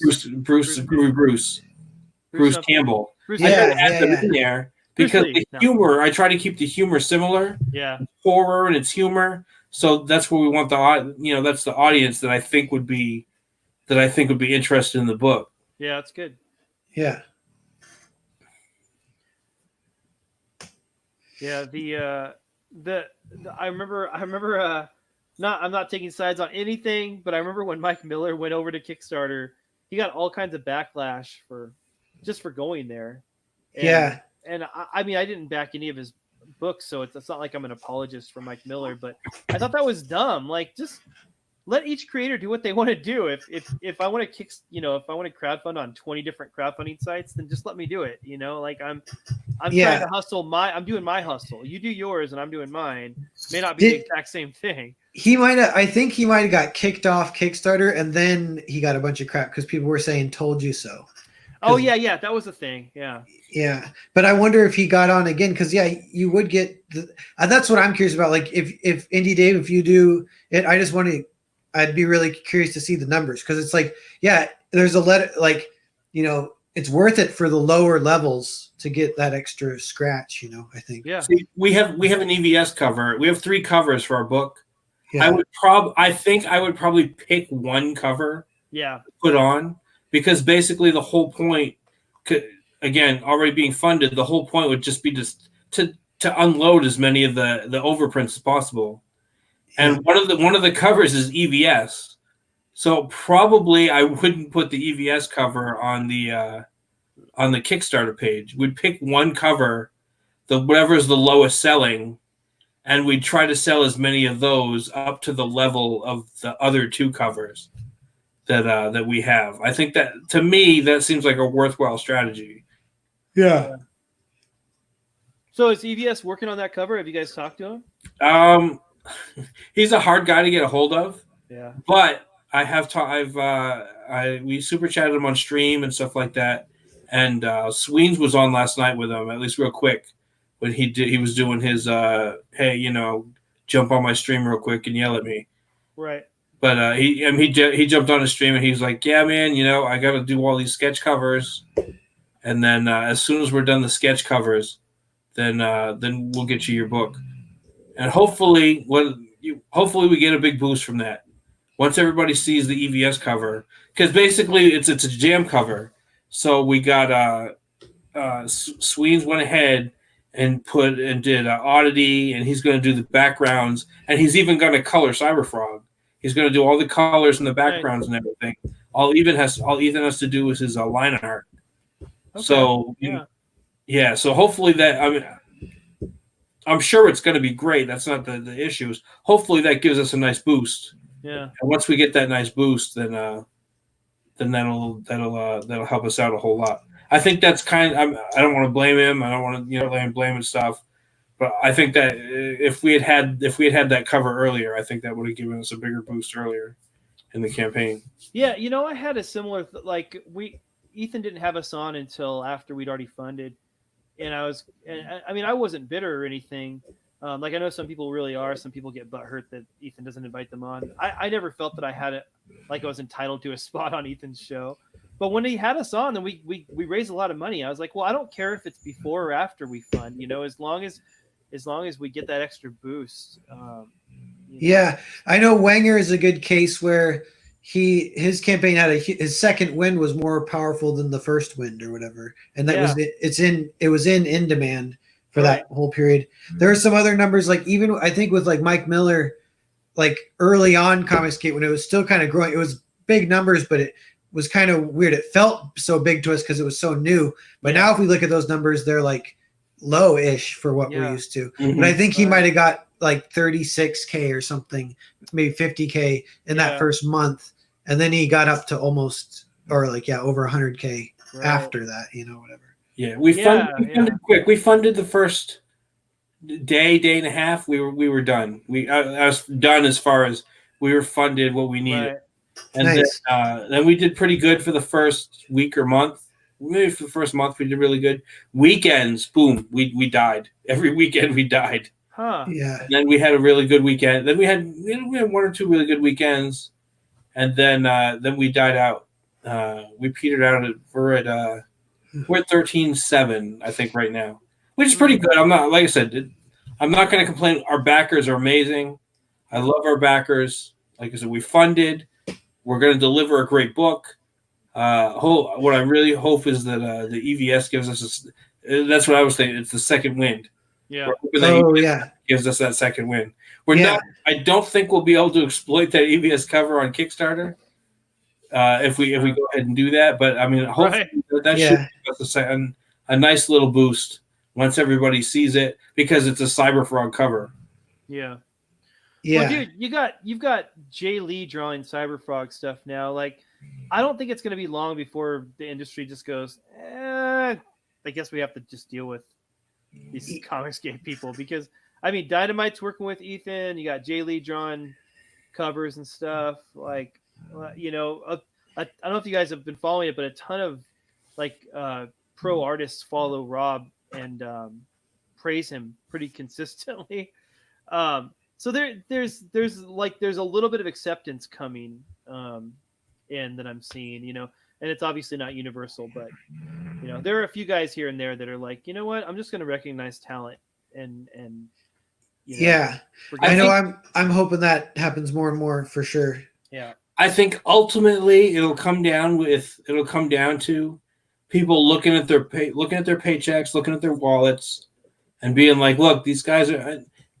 It's not a get rich quick scheme, obviously. And that's the other thing is guys like the Hut and whatever, and they're all like, oh, it's a big scam because anybody that's in with Ethan, they're making all this money and blah blah blah. And no, you still gotta fight for every single backer. Yeah, he's got a kind of a confirmation bias. He'll hate everything, who's friends with Ethan, like everyone who's against Ethan, whatever. Right.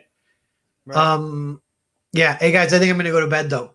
All right. Hey, thanks for stopping by, Narwhal. I'm glad to have you on the show. Yeah, good to talk to you, man. It's been a while. I know. Good to see you, Cal. And Indy Dave. Yeah, first time on your show. You might have been on mine once before, I think, but we'll do that again. Both of you guys welcome on my channel. I'm going to try and stream more in 2020. Yeah. Maybe get another show going again, like if it's Kids Table or whatever. But yeah. All right. Hey, thanks a lot, man. Appreciate you coming on. Nice. All right. Have a good night, guys. I'll talk to you later. All right. Later. All right. Yeah, we're going to go ahead and close it down now. Hey, well, we had a Narwhal on. That was really cool. That was awesome. I love Narwhal. Yeah, Narwhal's cool as hell. All right. Hey, everybody in the chat, thanks everybody in the chat for showing up. If you haven't backed Oddity and you haven't backed Shinobi Sasquatch, give them a look. Like I said, Rob Willis, that dude is killing it with the art. Sweens is killing it on Oddity. We got some cool stuff coming up. We got pins coming up. We got a really cool pin up that's got Shinobi Sasquatch by Donald DeLay. It's got Monster MD. It's got Oddity. It's got all those guys. We got the Team Monster pin up. I ain't seen that. That's awesome, man. Only available on our campaign. We're gonna print up some and we're gonna give some to Cal. We're gonna give some to Monster MD and whatever they want with them. Was that a stretch goal?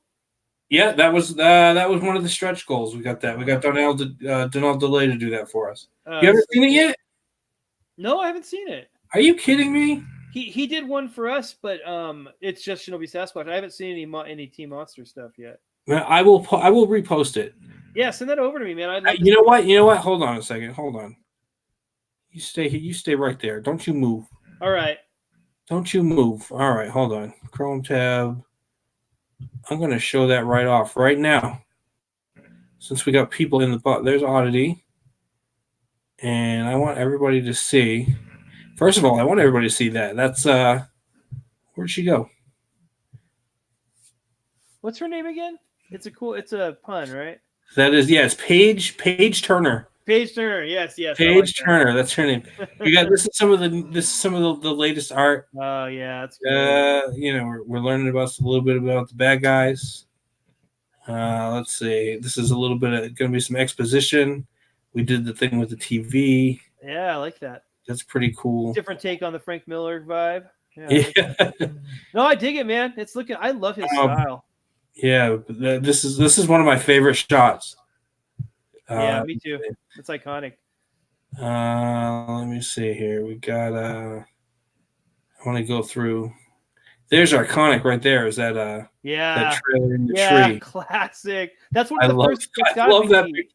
As soon as I saw Yeah. that picture, Yeah. I was like, dude, that's iconic. We Mhm. got to do something with that. That is, whether it's a pinup or whatever. We made it a pinup for some of the first backers, the people that signed up for the mailing list, and then we made it a cover. Oh, okay. I think, depending, we'll see. I think that's probably going to be the cover we do on Kickstarter. But here's the Team Monster book. Oh yeah. Oh, I'm sorry, not book. I don't want anybody to think we're doing a book. The Team Monster pinup. Yeah, We got that's Monster MD, we got Shinobi Sasquatch, and we got Oddity right there. Oh, man, he does all of them so good. Don All is so good. Yeah, Donald DeLay did that pinup. You're only going to be able to get this pinup right now from the Oddity book, from Backing Oddity, Oh, and man. we'll print up a few extras, and we'll send them your way. We'll send some to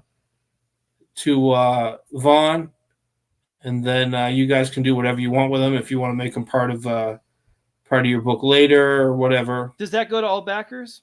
Yes, all the backers right now. This was a stretch goal. Okay. So all the backers are going to get that Team Monster pinup. Awesome. That's great. That is so good. I dig it.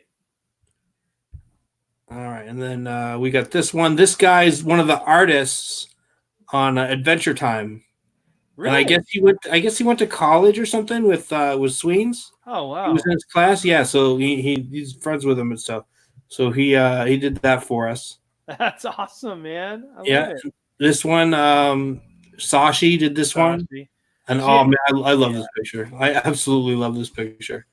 We got to get her to do a one of Penny once we have a better idea of how she's going to look. Yeah, I got one of the projects. Actually, I can see her. I got two projects that I'm working through right now, and I can see her doing a pinup for either one of them. You should have Sashi do all the women pinup. Exactly. Yeah. I mean, she's done a few for others. She did. Well, no, you should have her do all the women of Team Monster. Yeah. Yeah. That would be great, actually. She did that really awesome one of Heidi. Yeah. And oh my God, that's the sexiest invisible woman picture I've ever seen. I said I forget what stream it was on, but I said I've never seen so much while seeing literally nothing. Yeah, exactly. Because she put all the detail in there. We don't have to go into detail what the detail is, but we saw that detail, and she's an invisible woman. So yeah, that woman is talented. Yeah, she's. Yeah. So, and this is one of the first mock-ups for the figurine. I've seen. Oh my God, I've seen some of the new stuff. That figurine is going to be amazing. We're going to have enough figurines to cover the campaign. It'll be, I think, 20 figurines. What we're looking at, and then there's basically going to be material left over, and they're going to make one big one. We're going to try to go to Cincinnati Comic-Con, and I think that's at least one Cincinnati Comic-Con. We're going to have that up there, and we're going to try to sell some of those. Nice. With the books at the Cincinnati Comic-Con. So this year, keep a lookout for us. We'll let everybody know. Cincinnati Comic-Con. We're going to try to make that. That should be in. If it was in September last year, I think it'll be in September this year. I don't know for sure, but if you're in the Cincinnati area, that'll be a fun one. We'll be there. We'll sign books. We'll take pictures. We'll do the whole bit. Cool. And that one's going to be a lot of that. Hopefully, that's going to be a lot of fun. I'll actually be able to get on the other side of the table. Yeah, that's cool. I won't be in Cincinnati, but I'll be rooting for you guys. All right, so don't look for Shinobi Sasquatch in Cincinnati because he's a big goal stick in the mud. No, we're in Phoenix, and I'm trying to move to Pacific Northwest, and so we might be up there, but who knows? Well, that's cool. Definitely not in Cincinnati. I think Cincinnati's it's one of those cities that's close between us. Yeah, Where it'll be easy. It'll be easier for either one of us to go. right. Pittsburgh, like I said, Pittsburgh is another one. I think that's a good halfway point. So I don't know if we'll be able to make Pittsburgh. If we're gonna, we'll see. We'll see one or the other. We'll see if it's worth it. Excuse me, for us to be there. Cool. All right. Hey, thanks for showing up, man. Yeah. Thanks everybody in the chat for showing up. It was a good time. I hope you enjoyed it. Remember, be like the metal, like and subscribe every single time. And we're going to go to bed, and I'm going to pass out. Namaste. All right. Take it easy, man. Good night, guys.